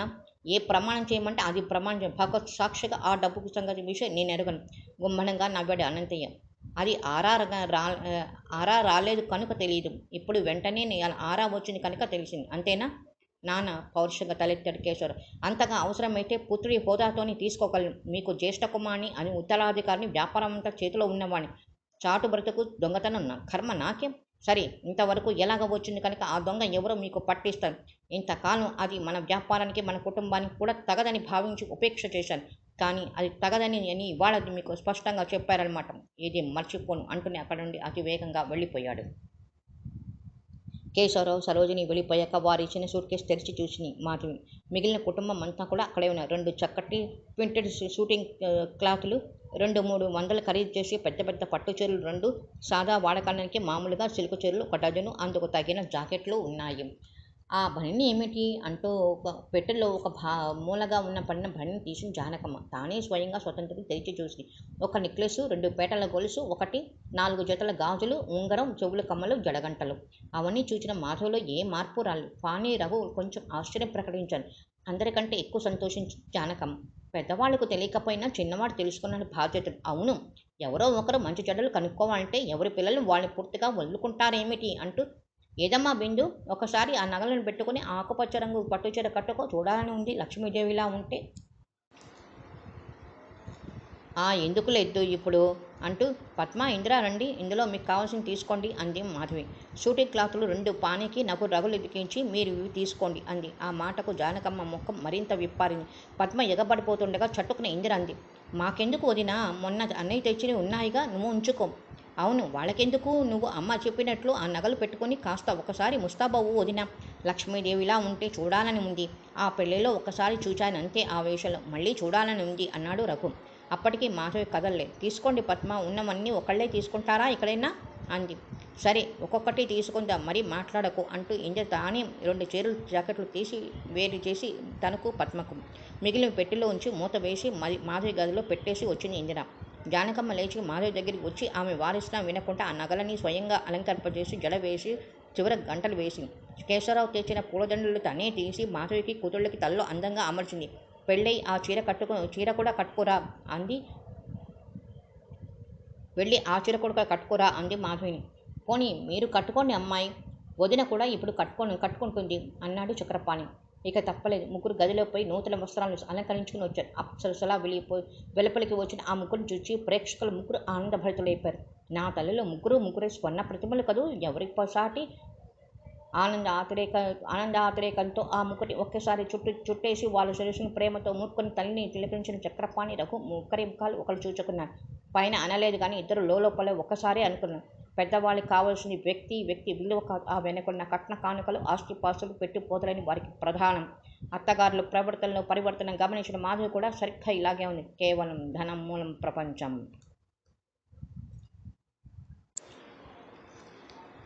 సాయంత్రం సమయంలోనూ రఘు చక్రపాణికి ఎక్కడికో వ్యాహళి పోతుండగా శ్రీహరి, కరుణాకరం, రుక్మిణి వచ్చారు. చక్రపాణి వాళ్ళని సాధారణంగా ఆహ్వానించి రఘుకు పరిచయం చేసి కూర్చోపెట్టాడు. కూర్చోరేమండి మాస్టారు, మీకు ముందుగా తెలియపరిచినందుకు క్షమించాలి. ఇది మేము నలుగురము సంయుక్తంగా సమర్పించుకునే పెండ్లి కానుక అంటూ అందమైన ఆయిల్ పెయింటింగ్ చిత్రపటం బహుకరించారు. కృతజ్ఞతతో అందుకున్నాడు చక్రపాణి. మనసుంటే చాలదటయ్యా, ఇంత శ్రమపడాలా అన్నాడు చిరునవ్వుతూ ఆ పటాన్ని పరీక్షగా చూస్తూ. బోధి వృక్షపు నీడన శాంతిమూర్తి బుద్ధుడు, అతని మోకరిల్లిన సుజాత, ఇరు పార్శ్వాలు భక్తి శ్రద్ధలతో కొలిసిన అంగుళీమాలలు, అంగుళీమాలుడు, బింబుసార చక్రవర్తి. అడుగున అందంగా వ్రాయబడిన అక్షరాలు: బుద్ధం శరణం గచ్ఛామి, ధర్మం శరణం గచ్ఛామి, సంఘం శరణం గచ్ఛామి. ఒక మూల మిత్రులు నలుగురు పేర్లు వ్రాయబడ్డాయి. నవ్వాడు చక్రపాణి. ఎందుకు ఇచ్చారు ఇది నాకు? మిత్రులు కొంచెం సిగ్గుపడుతూ చెప్పారు. లోకం హృదయంలో ఆ తథాగతుడు ఎలా చిరంజీవి అయ్యాడో మా హృదయంలో మీరు కూడా అలాగే నాటుకుపోయారు. అనేకులని మాలిన్యాన్ని ఆ బుద్ధి భగవానుడు కడిగివేసినట్లే మీరు మాలోని చెడు గుణాలు ఏరిపారేశారు. అందుకు మీకు ఈ బహుకృతి. మీకున్న అభిమానం అటువంటిదయ్యా, నాదేముంది అన్నాడు చక్రపాణి. రఘు హాస్యంగా అన్నాడు. మీరు మిత్రులంతా చాలా గొప్పవాళ్ళే. ఇన్నాళ్ళు ఈ ధర్మమూర్తికి ఎటువంటి పేరు పెట్టాలో తెలియక ఆలోచిస్తున్నాను నేను. మీరు తగిన పేరు పెట్టు సెలెక్ట్ చేశారు. నిజం, ఆ పేరే తగుతుంది ఈ బుద్ధమూర్తి గారికి అంటూ మాధవి రుక్మిణిని కలిసి హాస్యం చేశారు చక్రపాణిని. కానివ్వండి, మిత్రులంతా ఒకటయ్యారు. తమ్ముడు కూడా మీలో చేరాడు. ఒంటరిగాడిని ఏమన్నా పడాలి అన్నాడు పాణి నవ్వుతూ. కొద్ది నిమిషాలు సరస సల్లాపాలు జరిగాయి. తర్వాత మెల్లిమెల్లిగా వెంకటేశం చెప్పాడు. మాస్టారు, మీకు మా ఇంట్లో చిన్న పార్టీ ఏర్పాటు చేశాం. పార్టీ అంటే మరెవరో ఉండరం. ముగ్గురం, మీ దంపతులు, రుక్మిణి రఘునాథరావు గారు అంతే. దయించి మా అభ్యర్థన కాదనకండి. చక్రపాణి మాధవి వైపు చూచాడు. గ్రహించిన వెంకటేశం అన్నాడు. అంగీకరించండి మాధవి గారు. ఇది మీ వివాహ సందర్భంలోనే కాదు. శ్రీహరి కరుణాకరం వెళ్ళిపోతున్నారు అందుకు. ఆశ్చర్యంగా ప్రశ్నించాడు చక్రపాణి. కరుణాకరం తండ్రి గారికి తిరుపతి ట్రాన్స్ఫర్ అయింది. అంచేత అతగాడు కూడా అక్కడికి సీటు సంపాదించాడు. శ్రీహరి తండ్రి గారికి జబ్బు చేసింది. ఈయనను వైజాగ్ హాస్పిటల్కు తీసుకెళ్తున్నాడు. అందుచేత ఇతడు తాత్కాలికంగా చదువు నిలిపివేసి వెళ్ళిపోతున్నాడు. అయ్యో, నాకిక్కడ మంచి విద్యార్థులైనా మిత్రులైనా మీరే కదా, విడిపోతున్నాం అంటూ విచారం వెలిబుచ్చాడు చక్రపాణి. ఎక్కడున్నా ఇక మన మనసులో ఈ స్నేహం ఇలా నిత్యనూతనంగా నిలిచిపోతుంది కదండి అన్నాడు కరుణాకరం. మరి ఆలస్యం చేయకుండా అందరూ పార్టీకి వెళ్ళారు. విందు అనంతరం శ్రీహరి కరుణాకరని రైలు వరకు సాగనంపి తిరిగి వచ్చేసరికి హృదయం ఏదో భారంగా తయారైంది మాధవికి, చక్రపాణికి కూడా. పానికి ఆ విద్యార్థులు గల అనుబంధం చరిత్ర అంతా తెలిసిన రఘునాథ్ కూడా కొంచెం బాధపడ్డాడు. ఆ అనిర్వచన బాధాతప్త హృదయాలు మరింత బాధపడవలసి వచ్చింది ఇల్లు ప్రవేశించగానే. హాల్లో జానకమ్మ శ్యామసుందరి కూర్చుని అత్యంత ఆత్మీయంగా సంభాషించుకుంటున్నాను. అతని మాటలకు పద్మ విరకబడి నవ్వుతోంది. మనసులో ఇష్టం లేకపోయినా పైకి ప్రశాంతంగా పలకరించాడు చక్రపాణి శ్యామసుందరిని. పక్కనే ఉన్న రఘుకి పరిచయం చేయబోతుండగా అతడు కొద్దిగా వెనుక ఉన్న మాధవిని త్వరగా ముందుకొచ్చింది. ఎందుకొచ్చావు అని తీవ్రంగా ప్రశ్నించింది. శ్యామసుందరి నివ్వెరపోయాడు. మాధవి అంటూ భర్త అత్తగారు వారించబోయినా వినిపించుకోలేదు మాధవి. ముందు బయటకు నడువు అంది శ్యామసుందరిని తీవ్రంగా. నా మీదెందుకు నీకు కోపం బిందు? మీ వాళ్ళంతా నిన్ను వదులుకున్నా నేనెంతో ప్రేమతో చూడవచ్చాని. శాంతంగా అయినా కఠినంగా చెప్పింది మాధవి. నీ వంటి విషపు రాశిని నమ్మి తెలివి తక్కువ మాధవిని కాను. అక్కడ ఇక్కడ తంపులు పెట్టి బతుకుతున్నావు. నువ్వు చేసిన ఘాతుకాలు నాకు తెలియదనుకున్నావో? Get out. శ్యామ్ కోపం అణుచుకుంటూ జానకమ్మ వైపు చూచాడు. ఆమె కోడల్ని ఏదో మందలిస్తుంది కానీ లాభం లేకపోయింది. మా పాణి రఘు దేశ చూచాడు. వారు మరో దిక్కుగా చూస్తాను. తమకేమి పట్టనట్లు గ్రహించాడు. శ్యామ్ ఇక తన టక్రజిత్తులో లాభించవని. ఏం బిందు అంత తెగించావు? నేనెవరినో తెలుసు కదా. ఆహా, తెలియకే నీచపు పనులు చేస్తూ చెప్పు దెబ్బలు తినే హీనుడివి. బిందు ఈసారి తన అసలు వ్యక్తిత్వం ప్రదర్శించాడు శ్యామ్. నేను కక్ష కట్టానంటే నువ్వు నీ సంసారం ఎందుకు పనికిరాదు. జాగ్రత్త. ఈసారి రఘు ఇక కోపం పట్టలేకపోయాడు. యూస్ కౌంట్రల్, మా ఎదుటే మా వదినే బెదిరిస్తావు. గెట్ అవుట్ అంటూ ఒళ్ళు తెలియని కోపంతో శ్యామ్ను ఒక్క లంపకాయ కొట్టాడు. ఆ కోపంతో ఇంకా విజృంభించేవాడే కానీ అంతలో చక్రపాణి అడ్డుకున్నాడు తమ్ముణ్ణి. మిస్టర్ శ్యామ్, మర్యాదగా వెళ్ళు. మళ్ళీ ఈ గొడవకు తొక్కకు అన్నాడు పాణి. కళ్ళు తిరిగిపోయిన శ్యామ్కు. సరే, ఇందుకు తగిన ప్రతీకారం చేస్తాను, గుర్తుంచుకోండి అంటూ పగలు సగలు కక్కుతూ వెళ్ళిపోయాడు. ఆ తర్వాత ఇక జానకమ్మ సనుగుడికి అంతులేకపోయింది. అయిన వాళ్ళంతా వదులుకొని వచ్చిన ఒక మనిషిని, అందున పెద్ద మనిషిని అలా అవమానిస్తావా? నా ఇంటికి వచ్చిన వాడిని, నాతో మాట్లాడుతున్న వాడిని పొమ్మడానికి నువ్వెవరు? అప్పుడే ఇల్లంతా పెత్తనమంతా నీదన్నట్లు మాట్లాడుతున్నావే. అంతంత పెద్ద ఉపయోగించకండి. వాడి అసలు సంగతి మీకు తెలియదు. వట్టి నీచుడు అన్ని విషయాల్లో కూడా. అప్పుడు మీ అబ్బాయి గారిని కొట్టించింది కూడా అతడే. మీకు తెలియదు మరి. ఆ బాధలో నా గుండెల్లో పట్టి ఉంది. మనుషుల్ని బాధించడం, విడదీయడం చేతనవును వాడికి. అటువంటి వాడిని చేరవేయకూడదు. దానితో జానకమ్మ సంభాషణ కొత్త విధంగా మళ్ళీ. అవును, నువ్వు మా వాడిని ఏ క్షణంలో పట్టుకున్నావో అప్పుడే వాడికి కష్టాలు ప్రారంభమయ్యాయి. అమ్మ, రఘు గంభీరంగా అదిలించాడు తల్లిని. ఆవిడ దూకుడికి తగ్గింది కానీ వాగుడు తగ్గలేదు. అవును, నేనేమన్నానని? ఉన్నమాటే. అయినా దాని ఉపాయాలు నాకు తెలుసు. దాని పుట్టింటి గొడవలన్నీ మనకు చెప్పిపోతున్నాడని మొన్న చీరలు నగలు ఇచ్చినందుకు నీ అన్నని వదిలిని నీ తండ్రిని చంపినంత పని చేశాట. మరి నీ ముఖం చూడరాదని ఒట్టు వేయించుకున్నాట. నీ చిన్న అన్నను ఊరి నుంచి వచ్చాట. వాడిని కూడా ఇటు రాకుండా కట్టుదిట్టం చేశాట. చేతనైతే వాళ్ళ మీద చూపించు ప్రతాపం వీడి మీద ఇంకో. మరి వినలేక గదిలోకి నడిచింది భారవి. వాడు మిమ్మల్ని కొట్టించాడు అనే సంగతిని ఏ క్షణంలో మర్చిపోలేను. అందుకే చూడగానే అంత ఆవేశపడ్డాను. కానీ అది అత్తగారి కోపానికి కారణం అవుతుందని అనుకోలేదు అంది భర్తతో. ఆవిడ ధోరణికి లేదు. నీకు నా మీద అంత ప్రేమ ఉందని నేను ఇంత మురిసిపోతున్నాను వర్ణించలేను మరి అన్నాడు ప్రేమగా చక్రపాణి. ఈ 2-3 రోజుల నుండి మాధవిపై జానకమ్మ ఉలకబోసిన కృత్రిమ ప్రేమానురాగాల్ని ఎగిరిపోయి మళ్ళీ మామూలు యథాస్థితి తయారైంది. 4 రోజుల నుండి రఘు వెళ్ళిపోయాడు. నువ్వు ధైర్యంగా ఉండాలి వదిన. ఈ ముసలి మాటలేవి లెక్క చేసుకోకు. మరీ అంత ముఖ్యమైన విషయం ఉంటే నాకు వ్రాయి, సందేహించకు అన్నాడు. అలాగే కానీ మీరు మీ అన్నగారి ఉద్యోగం అక్కడ యూనివర్సిటీ ట్రాన్స్ఫర్ చేయించడానికి ప్రయత్నించండి. ఈ ఊళ్ళో ఉండడం నాకు సిగ్గుచేటుగా ఉంటుంది. అన్నయ్యలిద్దరూ రానివ్వకుండా చేసేశారు నాన్నగారు. అదే కాక దుష్టుడు శ్యామ్ ఒకడు. ముఖ్యంగా పద్మని కాస్త దారిలో పెట్టాలంటే మీరే ఉండాలి అంది మాధవి. నిజమే, తప్పకుండా ప్రయత్నిస్తాను. వెళ్ళిన దగ్గర నుంచి ఆ పని మీదే ఉంటాను. మీకు ఉత్తరం వ్రాస్తాను తర్వాత అంటూ తల్లికి కూడా కొంత హితబోధ చేసి వెళ్ళాడు రఘు. వదినని మరీ బాధ పెట్టకమ్మ. ఒక కుటుంబంలో వాళ్ళం. మనలో మనం సామరస్యంతో ఉండాలి కానీ ఇరుగు పొరుగుకు ఊరు వాడకు కాదు మనకు ముఖ్యం అని పద్మ వదిన మాటకు ఎదురాడకు. గుమ్మని కదిలినట్టు తెలిసిందా ఊరుకోను. అన్నయ్య నువ్వు మరీ అంత ధర్మరాజులా కాక కాస్త ఏది భూతలమని గుర్తుంచుకుంటే మెలుగు. ఇందిరా బాగా చదువుకోమ్మా. నీకు పెద్ద చదువులు చెప్పిస్తాం అందరినీ హెచ్చరించి సలహా ఇచ్చి వీడుకోలు తీసుకున్నాడు రఘునాథ్. చైత్రం గడిచి వైశాఖం ప్రవేశించి దినకరుడు సహస్ర నేత్రాలను తెరిచి చూస్తున్నట్టుగా ఎర్రని ఎండలు నిప్పులు పోస్తున్నాయి. కోకిళ్ళ కూహుకూహ నాదాలు మనసును రంజింప చేస్తుంటే మరొక వంక మధుమాసపు ఎండలు శరీరాన్ని తప్పింప చేస్తున్నాయి. మామిడి చెట్లు నవవధులుగా చూడముచ్చటగా ఉన్నాయి. మధుమాస తీక్షణతలో గ్రీష్మ తాపం దోబూచులాడుతోంది. అనంతయ్య కొంచెం పెద్ద వయసు కావటం వల్ల వేసవి తాపానికి తట్టుకోలేకుండా ఉన్నాడు. అదీకాక ఏమిటో ఈ మధ్య అతడికి ఏ పని చేసినా త్వరగా అలసట వచ్చేస్తుంది. అందువల్ల అధిక భాగం ఇంటి వద్దనే వేస్తున్నాడు. వ్యాపారంతా కేశవరావు చూచుకుంటున్నాడు. ప్రతి ఏటా శ్రీరామనవమి వేడుకలు భారీ ఎత్తున చేసి అనంతయ్య ఆ ఏడు ఎందుకలా మౌనం దాల్చాడో ఎవరికీ తెలియకుండా ఉంది. ఈనాడు కృష్ణ ఏకాదశి. కేశవరావు సౌద ఉపరిభాగంలో పయనించి ఉన్నాడు. చల్లగాలి కోసం జగమంతా తిమిరాంధకారంలో ఉంది. ఏదో ఆలోచనలో ఉన్న అతడికి తండ్రి దగ్గర పిలుపు వచ్చింది. త్వరగా లేచి కింద గదిలో ఉన్న అనంతయ్య దగ్గరకు వెళ్ళాడు. ఏమిటి మధ్యాహ్నం నువ్వు ఆఫీసు నుంచి నాకు పంపించిన కవరు అని అడిగాడు అనంతయ్య. మీరు విప్పి చూడలేదా మరి? చూచాను. వేలిముద్రలు. అవును, ఆఫీసు ఇనపెట్టపైన లోపల తలుపులు వేయడం కింద కొత్త వేలిముద్రలవి. అర్థం కానట్టు చూస్తున్న అనంతయ్యకు కేశవరావు మరింత వివరంగా చెప్పాడు. ఆ పెట్టె మీద ఉన్న ఎప్పుడు ఉండేవి మనం ఇద్దరి వేలిముద్రలే. మనమే వాడుతాం కనుక మరెవరు ఎన్నడూ తాకలేదు, అవసరం లేదు కూడా. మరి అటువంటప్పుడు మన ఇద్దరి వేలిముద్రలకు మినహా మరెవరు దానిపై కనిపించరాదు అంటూ ఒక లిప్తం కాలపట్ట ఆగిన మరో లిప్తంలో రహస్యం చెప్పేశారు. కానీ ఉన్నాయి. ఎవరివి? స్వపరబర విభేదం లేకుండా మన ఇంట్లోని ఆఫీసులో పనిచేసే అందరితో పాటు మన ఇంట్లో అందరి వేలిముద్రలు పరీక్షకు పంపాను.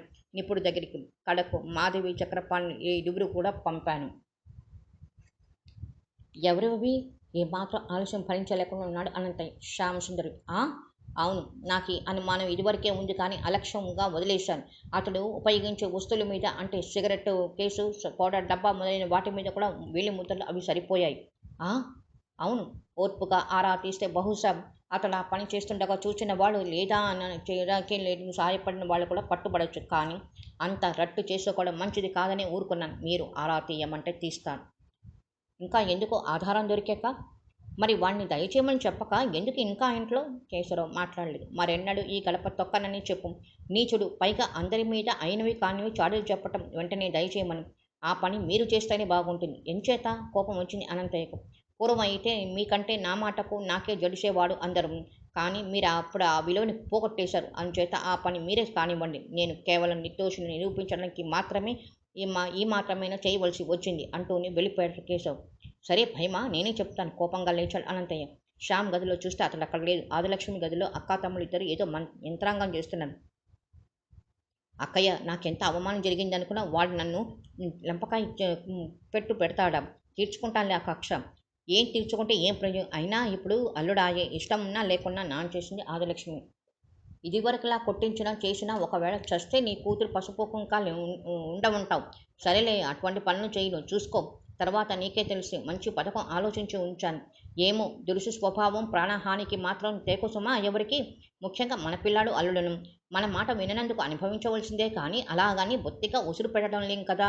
అయినా పాపం దాని తప్పే ఉందిలే. బిందు మా పసిపిల్ల, అంతా ఆ తండ్రి కొడుకులు ఆ పంతులు పన్నిన పన్నాగం. అందుకేగా అనుభవిస్తున్నారు బాగా. మోతి చచ్చింది, పంచకళ్యాణ్ చచ్చింది, అవైతే బెంగతో చచ్చాయనుకో. కానీ మిగిలినవి రెండును నేను చేసినవి. మధువనం ఎండబెట్టించేశాను. బావకు వెర్రి తెలిచి పెళ్లి మన్నాడే అంత అందమైన పెళ్లి పందిరి నిప్పంటించాను. బగబగా కాలిపోయాయి. నా గుండె భగభగల్లా చల్లారాయి. ఆదిలక్ష్మి దిగ్భ్రాంతురాలైపోయింది.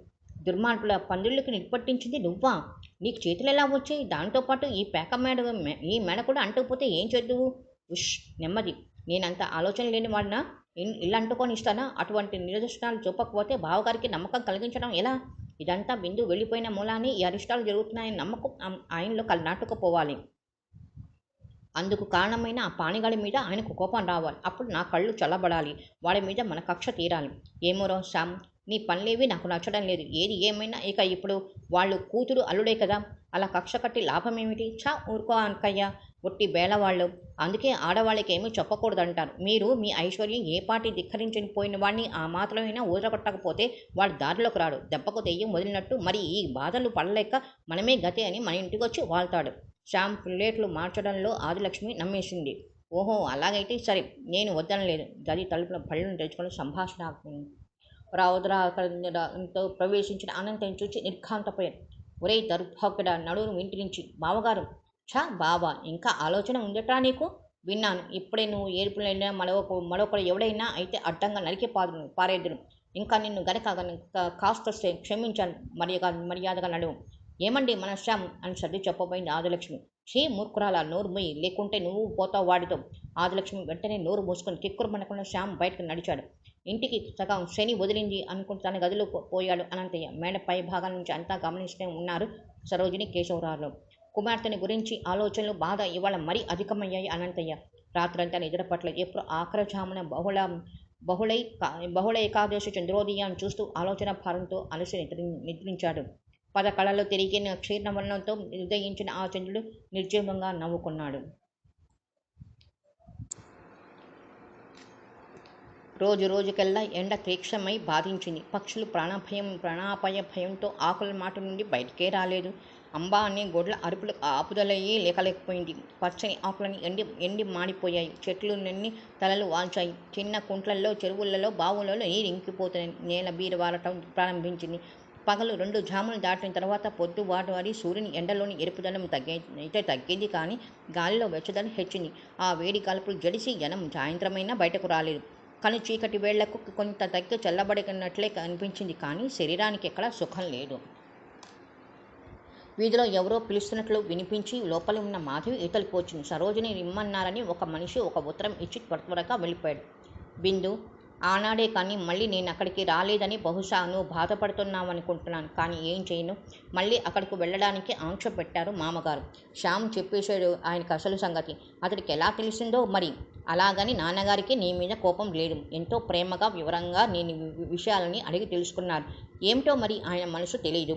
నీకు బాధ అనిపించినా అక్కడ విషయాలను తెలియచేయడం అవసరం అనుకుంటున్నాను. మధువన్నం పూర్తిగా ఎండిపోయింది. పంచకళ్యాణ్ రాత్రి చచ్చిపోయింది. నువ్వు వెళ్ళిన దగ్గర నుంచి అది తిండే తినలేదు. సరే, మోతి ఇదివరకే చచ్చిపోయింది కదా. విలిపించడమే కానీ నీ కబురు అంపుదామంటే సరే ససేమిరా ఒప్పుకోరు కదా. అదే మనిషిలో అత్తగారు కూడా నీ విషయంలో ఇదివరకు అంత తూషణీ భావంతో లేదు. కొద్దిగా మారుతున్నట్లున్నారు. అప్పుడప్పుడు నీ ప్రసక్తి తెచ్చి ప్రేమగా మాట్లాడుతున్నారు. చక్రపాణి గారి పై మాత్రం ఇంకా నిండా కోపంగా ఉంది. సరే, అవన్నీ అటుంచు. వెనకొకసారి మన ఆఫీసులో ఇనపెట్టెలు 4,000 రొక్కం మాయమైంది. జ్ఞాపకం ఉందా? ఆ తర్వాత నీ పెళ్లి జరిగిన పందిరి ఇంతా కాలిపోయింది. కారణం తెలియదు కానీ ఇప్పుడు తెలిసింది. ఆ 2 పనులు శ్యామ్ సుందరే చేశాడని తెలిసి తక్షణం ఇంట్లోంచి వెళ్ళగొట్టేశారు. పీడ వదిలిందనుకున్నాం కానీ అది అధికమైంది. ఇవాళ మధ్యాహ్నం మన నూలు నిలువ చేసే గిడ్డంగులు తగలబడిపోయినాయి. వాడి పని అని అనుకుంటున్నాము. సుమారు 60,000 70,000 నష్టం వచ్చిందని అంచనా వేసిన. ఆ మాట వినగానే మామగారు స్పృహ తప్పిపోయారు. ఇప్పుడు బాగానే ఉన్నారు కానీ నాకేమిటో భయంగా ఉంది. ఎప్పుడు ఏ అపకారం తలపెడతాడో అని ఈ దృష్టి తెలియకుండా ఉంది. చక్రపాణి గారిని కాస్త జాగ్రత్తగా ఉండమను. నిర్లక్ష్యంగా తీసి పారేయవద్దు నా మాట. వాడు మనందరిపై తాచుపాములా పగపట్టాడు. బహు జాగ్రత్తలో ఉండాలి. మరొక విషాద వార్త. మీ చిన్నన్నయ్యకు కుదిరిన వధువు హఠాత్తుగా మసూచి వచ్చి చనిపోయిందిట. ఈ విషాద పరంపర అంతా ఏమిటో హఠాత్తుగా దైవం మనం పట్ల ఇంత నిర్దయగా ఎందుకు పూనాడో తెలియడం లేదు. ఈ పరిస్థితులలో మీరొక్కసారి వచ్చి పరామర్శ చేయడం వలన సబబం. అది నీ బాధ్యత. వాడు రాణిస్తారో లేదో అన్నది తర్వాత సంగతి. మీ వదిన సరు. కళ్ళు తిరిగిపోయాయి మాధవికి. దుఃఖం పెళ్లిబుక్కింది. ఇందుకే కాబోలు నాన్నగారంతా బాధపడ్డారు నన్ను పంపించడానికి. ఆయనకి అన్నట్టే అనేక అనర్థాలు వాటిల్లుతున్నాయి. ఛీ, ఎంత తెలివి తక్కువ పని చేశాను నేను. నా సుఖం చూసుకోవడం వల్ల ఎన్ని ప్రాణాలు పోతున్నాయి, ఎందరు క్షోభిస్తున్నారు. ఇందరిని బాధించిన బతుకు ఒక బతికేనా? విచార సాగరంలో మునిగిపోయి బాహ్య ప్రపంచాన్ని విస్మరించి నిల్చున్న ఆమెకు చీకట్లు దట్టమై రాత్రి ప్రవేశించిన సంగతే తెలియదు. లైట్ వేసుకోవాలని జ్ఞానమే లేకపోయింది. అటువంటి స్థితిలో ఉన్న ఆమెకు సన్నగా ఏవో సంకేతంలాగా వినవస్తున్న ఈల చెవులకి సోకక దృష్టి పరిసరాల మీదకి తిరిగింది. వీధి గుమ్మం ముందు అటు ఇటు తచ్చాడుతున్నాడు ఆ ఈల వేస్తున్న వ్యక్తి. అంతలో పద్మ హడావిడిగా లోపల నుండి వచ్చి ఆ వ్యక్తి దగ్గరికి పోయి అతనితో మాట్లాడడం ఒక్క సెకండ్లో జరిగిపోయి పని అయిపోగానే ఆ వ్యక్తి త్వరగా నడిచిపోతున్నాడు. పరీక్షగా చూసి మారు శ్యామ్ నివ్వెరపోయి నిశ్చేష్టురాలైంది. లోపలికి పరుగున వచ్చి లైట్ వేసి ఆత్రంగా చేతిలో ఉన్న చీటిని చదువుకోసాగింది పద్మ. విషయం అర్థమైన వెంటనే ఆ చేయి పట్టుకుని ఏమిటదని. అప్పుడు మాధవిని గమనించిన పద్మ ఒక్క క్షణం కంగారు పడి వెంటనే తేరుకుని గట్టిగా పెనుగులాడింది. చూడని అదేమిటో వదలను. ఏమీ లేదు, నీకెందుకు? అలాగనుకుంటూనే ఇద్దరూ పెనుగులాడారు. తన చేతిలో ఉత్తరం కింద పారేసి ఒక చేతితో పద్మ పిడికిలి గట్టిగా పట్టుకుని రెండో చేతి విప్పి ఎలాగైతే ఆ చీటి లాగేసింది మాధవి. రేపు మధ్యాహ్నం నది ఒడ్డున మామిడి తోటలోకి రా. చదువుతుండగానే సమయం చూచి చమత్కారంగా తిరిగి లాగేసింది పద్మ. మళ్ళీ మాధవి తీసుకునేలోగా దానికి ఉండచొట్టి వెంటనే నోట్లో వేసుకుని మింగేసింది. ఎంతగా ఆరితేరిపోయి సిగ్గులేదు నీకు అంది మాధవి. ఇంకెప్పుడు చెయ్యను వదిన, గొడవ పెట్టకు. అంత తేలిక చెప్తానుండు మీ అమ్మగారితో అంటూ కింద పడిపోయిన తన ఉత్తరాన్ని తీసుకుంది. వెంటనే లోపలికి వచ్చింది జానకమ్మ. ఇంద్ర ప్రవేశించాడు. ఏమిటా గొడవ అంటూ. మాధవి చెప్పేలాగా పద్మ చూడమ్మా ఉత్తరం నేను చదువుతున్నానని నా చెయ్యి గిల్లేసి గట్టిగా తిట్టి లాగేసుకుంది అంది ఏడుపు ముఖం పెట్టి. మాధవి నిలువనాడింది. జానకమ్మ కారణం దొరికింది గొడవను సాధించడం. దాని ఉత్తరాలు తగలడా? నీకెందుకమ్మా అవి? ఎందుకు తీశావు? అయినా దానిపై అధికారమైపోయింది. అత్త మీద గౌరవము, ఆడపడుచుల మీద గౌరవం ఏమీ లేదు. కానీ ఇంద్ర నమ్మలేదు ఆ మాట. ఛా ఉండమ్మా, వదిన అటువంటిది కాదు. మాధవి అసలు సంగతి చెప్పింది. కానీ పద్మ అబద్ధం అంటూ నెత్తి నోరు బాధేసుకుంది. జానకమ్మ అంది. నా కూతురుగా అటువంటి గుణాలే లేవు. నీలాంటి వగలాడికి ఇల్లు వగలాడి వాళ్ళు కాదు. ఎందుకలా ఆడిపోసుకుంటావు? తిరుపతి కొండల మీద విహారాలు, సినిమాలు తను కదూ అన్నయ్యతో తిరిగి బుట్టలో వేసుకొని అందుకు అందరూ అలాగే అనుకుంటుంది అంది పద్మ. మౌనంగా గదిలోకి వెళ్ళిపోయింది మాధవి. అనుసరించింది ఇందిర. నిజం చెప్పానిందు అంది మెల్లిగా. అదేమిటి వదిన, నీ మాట నేను నమ్మలేదనుకుంటున్నావా? అది అలాంటిదే. ఇప్పుడు ఏది దారి? మీ అన్నయ్య చెప్తే. అమ్మయ్యో భయపడిపోయింది ఇందిర. మనమే జాగ్రత్తగా కాద్దాం. రేపు ఎక్కడికి వెళ్లకుండా అడుగడుగున వెంటాడదాం. పిచ్, లాభం లేదు. అంత పెంకెవాళ్ళని మనం బాగు చేయలేం అంటుండగానే చక్రపాణి రావడంతో ఇంద్ర లేచి వెళ్ళిపోయింది. మాధవి భర్తను చూచి లేచింది. పాణి మౌనంగా పై ఉత్తరీయం తీసి స్టాండ్పై వేసి పడవేసి దొడ్లోకి నడిచాడు. అతడి తీరు అర్థం కాక మాధవి కూడా ఆలోచిస్తూ వెనువెంటనే వెళ్ళింది. ఇద్దరు వెళ్ళి దొడ్లో తులసి అరుగు మీద కూర్చున్నాను కొద్ది దూరంలో. ఆనాడు దశమి. అప్పుడే చంద్రోదయం అవుతోంది. కొరవడిన కళ్ళతో ఎర్రగా అప్పుడే తూర్పు దీక్షకుల నుండి పైకి లేస్తున్న ఆ అసంపూర్ణ చంద్రబింబాన్ని చూస్తున్న మాధవి పాణిలు ఇద్దరికీ ఎందుకో లోలోనే అనిర్వచనమైన ఆవేదన, భయం కలిగాయి. అలాగున్నారేం? అడిగింది మాధవి చక్రపాణి. చాలా దారుణం జరిగిపోయింది నా వల్ల నిర్జీవంగా పలికింది పాణి కంఠం. ఏమిటది? నేను బీటెక్ ఎగ్జామినేషన్ పేపర్లు దిద్దుతున్నాను కదా. అవును, అయితే 10 రోజుల క్రితం ఒకరెవరో వచ్చారు, జ్ఞాపకం ఉందా? వాళ్ళ అబ్బాయికి కూడా ఫలానా నెంబరు లోటు వచ్చిన మార్కులు కలపమని, మార్కులు 100 రూపాయలు ఇస్తామని, లంచం ఇస్తామని.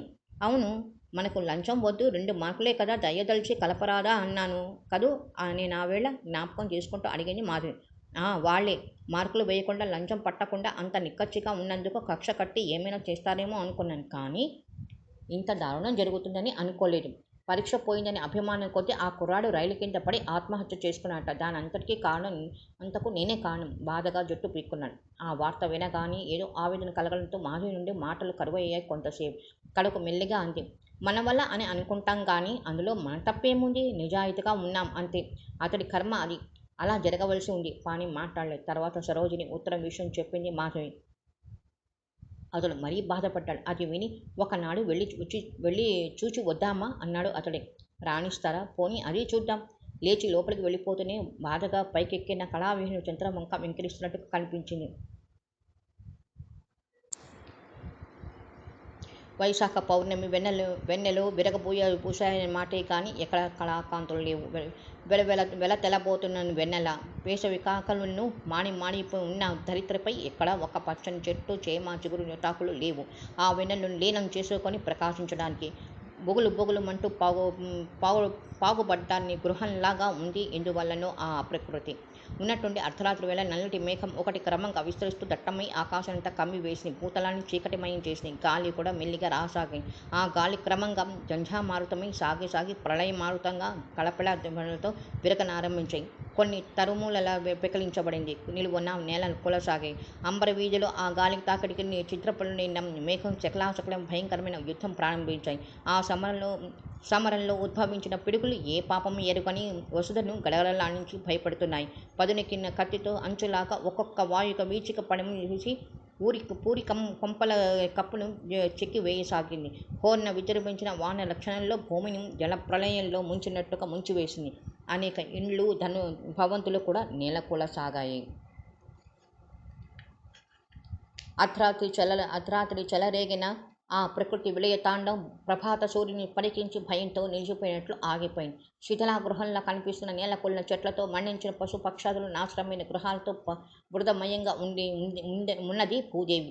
నానావిధ ఫలవృక్షాలతో నిత్యం పచ్చగా కళకళలాడుతుండే అనంతయ్య మేడ ఆవరణ అంతా సౌందర్యం కోల్పోయి మదపుటేనుగు నాశనం చేసిన వదిలిన అడవిలాగా కనిపిస్తోంది. నీరసంతో మనోవ్యాధితో శయ్యాగదుడైన అనంతయ్య చుట్టూ ఆదిలక్ష్మి, కేశవరావు, సరోజిని, నారాయణరావు గుమాస్తాలు కూర్చుని ఉన్నారు. అప్పుడే వైద్యుడు వచ్చి పరీక్షించి మందించి వెళ్ళాడు. ఆ నీరసంతోనే అనంతయ్య ఓపిక చేసుకుని మెల్లిగా గుమాస్తాలతో ఏవో అవసర విషయాలు మాట్లాడుతున్నాడు. అంతలో గుమ్మం వద్ద ఎవరో అలికిడైన కాక అందరూ దృష్టిలో అటు తిరిగారు. ఆగంతులను చూచి అందరి వదనాలు ఒక్కసారి సంభ్రమాశ్చర్యాలతో వెలిగిపోయి అంతలోని భయం సందోహాలతో ముగిలించిపోయాయి. బిందు అంటూ కేశవరావు నా సరోజిని ఎదురు వెళ్లారు. రండి బావగారు అని నారాయణరావు ఆహ్వానం పలుకుతూ చక్రపాణి వద్దకు ఎదురేగాడు. ఆదిలక్ష్మి మొహం కూడా ఆనందంగానే ఉంది కూతుర్ని చూచి. చిన్నమ్మగారు వచ్చారు, అమ్మాయి గారు వచ్చారు అంటూ గుమాస్తాలు నౌకరులు ఆనంద కోలాహలం లేవదీశారు. కానీ ఎటువంటి భావం ప్రదర్శించక కఠినతో మూర్తి భవించిన పాషాణ మూర్తిలా ఉండిపోయాడు ఒకే ఒక వ్యక్తి అనంతయ్య. ముఖం చట్టుకుని పక్కకు తిప్పుకున్నాడు. అడుగు ముందుకు వెయ్యవద్దు పో. ఎవరినడిగి నా ఇంట్లో అడుగు పెట్టావు తిరిగి? ఆశయ పాతంలా ఉన్న ఆ మాటలకు శిలాప్రతిమల శ్రేష్టలుడిగిన దక్కి నిల్చుండిపోయారు అందరూ. లంకాపురిలో సీత జన్మించి అరిష్టాలు తెచ్చింది. నువ్వు పుట్టి నా ఇంట్లో నాశనం తెచ్చావు. పో. నాకు చూపెట్టకు నీ ముఖం. గజగజలా ఉనికిపోతూ కేకలు పెడుతున్న అనితేను అందరూ శాంతపడిచి నచ్చచెప్పపోతున్నారు. కానీ ఆ ప్రయత్నాలు విఫలమే అయ్యాయి. అసలే నీరసంగా ఉన్న అనంతయ్య అధిక ఆవేశం తట్టుకోలేక స్పృహ తప్పి పడిపోయాడు. అందరూ ఆత్రంగా అతడికి యథాస్థితి తెచ్చే ప్రయత్నంలో నిమగ్నమయ్యారు. 10 నిమిషాలు అతడికి తెలివచ్చి అందరూ ఊరట చెంది చుట్టూ కలిగి చూచారు. అక్కడెక్కడా మాధవి చక్రపాణి జాడలేదు. ఇంటికి తిరిగి వచ్చిన మాధవి ఆవేదన అవమానాలతో కంటికి మింటికి ఏకధారిగా ఎడవసాగింది. ఎందుకేడుస్తావు బిందు? అనునయ వాక్యాలతో ఓదార్చ ప్రయత్నించాడు చక్రపాణి. అందుకే పిలవంది పుట్టింటికైనా వెళ్ళవద్దని ఏనాడో ఆ పార్వతీదేవే చెప్పింది లోకానికి. సర్వవిఘ్నులై ఉండి తన కుమార్తె లోకమాత అని తన శక్తి స్వరూపునని తెలిసి ఉండి కూడా పుట్టింటికి నట్టింట్లో నిలిచిన ఆమెను ఆలోచన రహితంగా అవమానించాడు. ఆ దక్షుని కంటే విఘ్నులమా మేము? ఆ దాక్షిణి కంటే అనుకులమా మీరు? వారసత్వం ఎక్కడిపోతుంది? విచారించకు, మరిచిపో.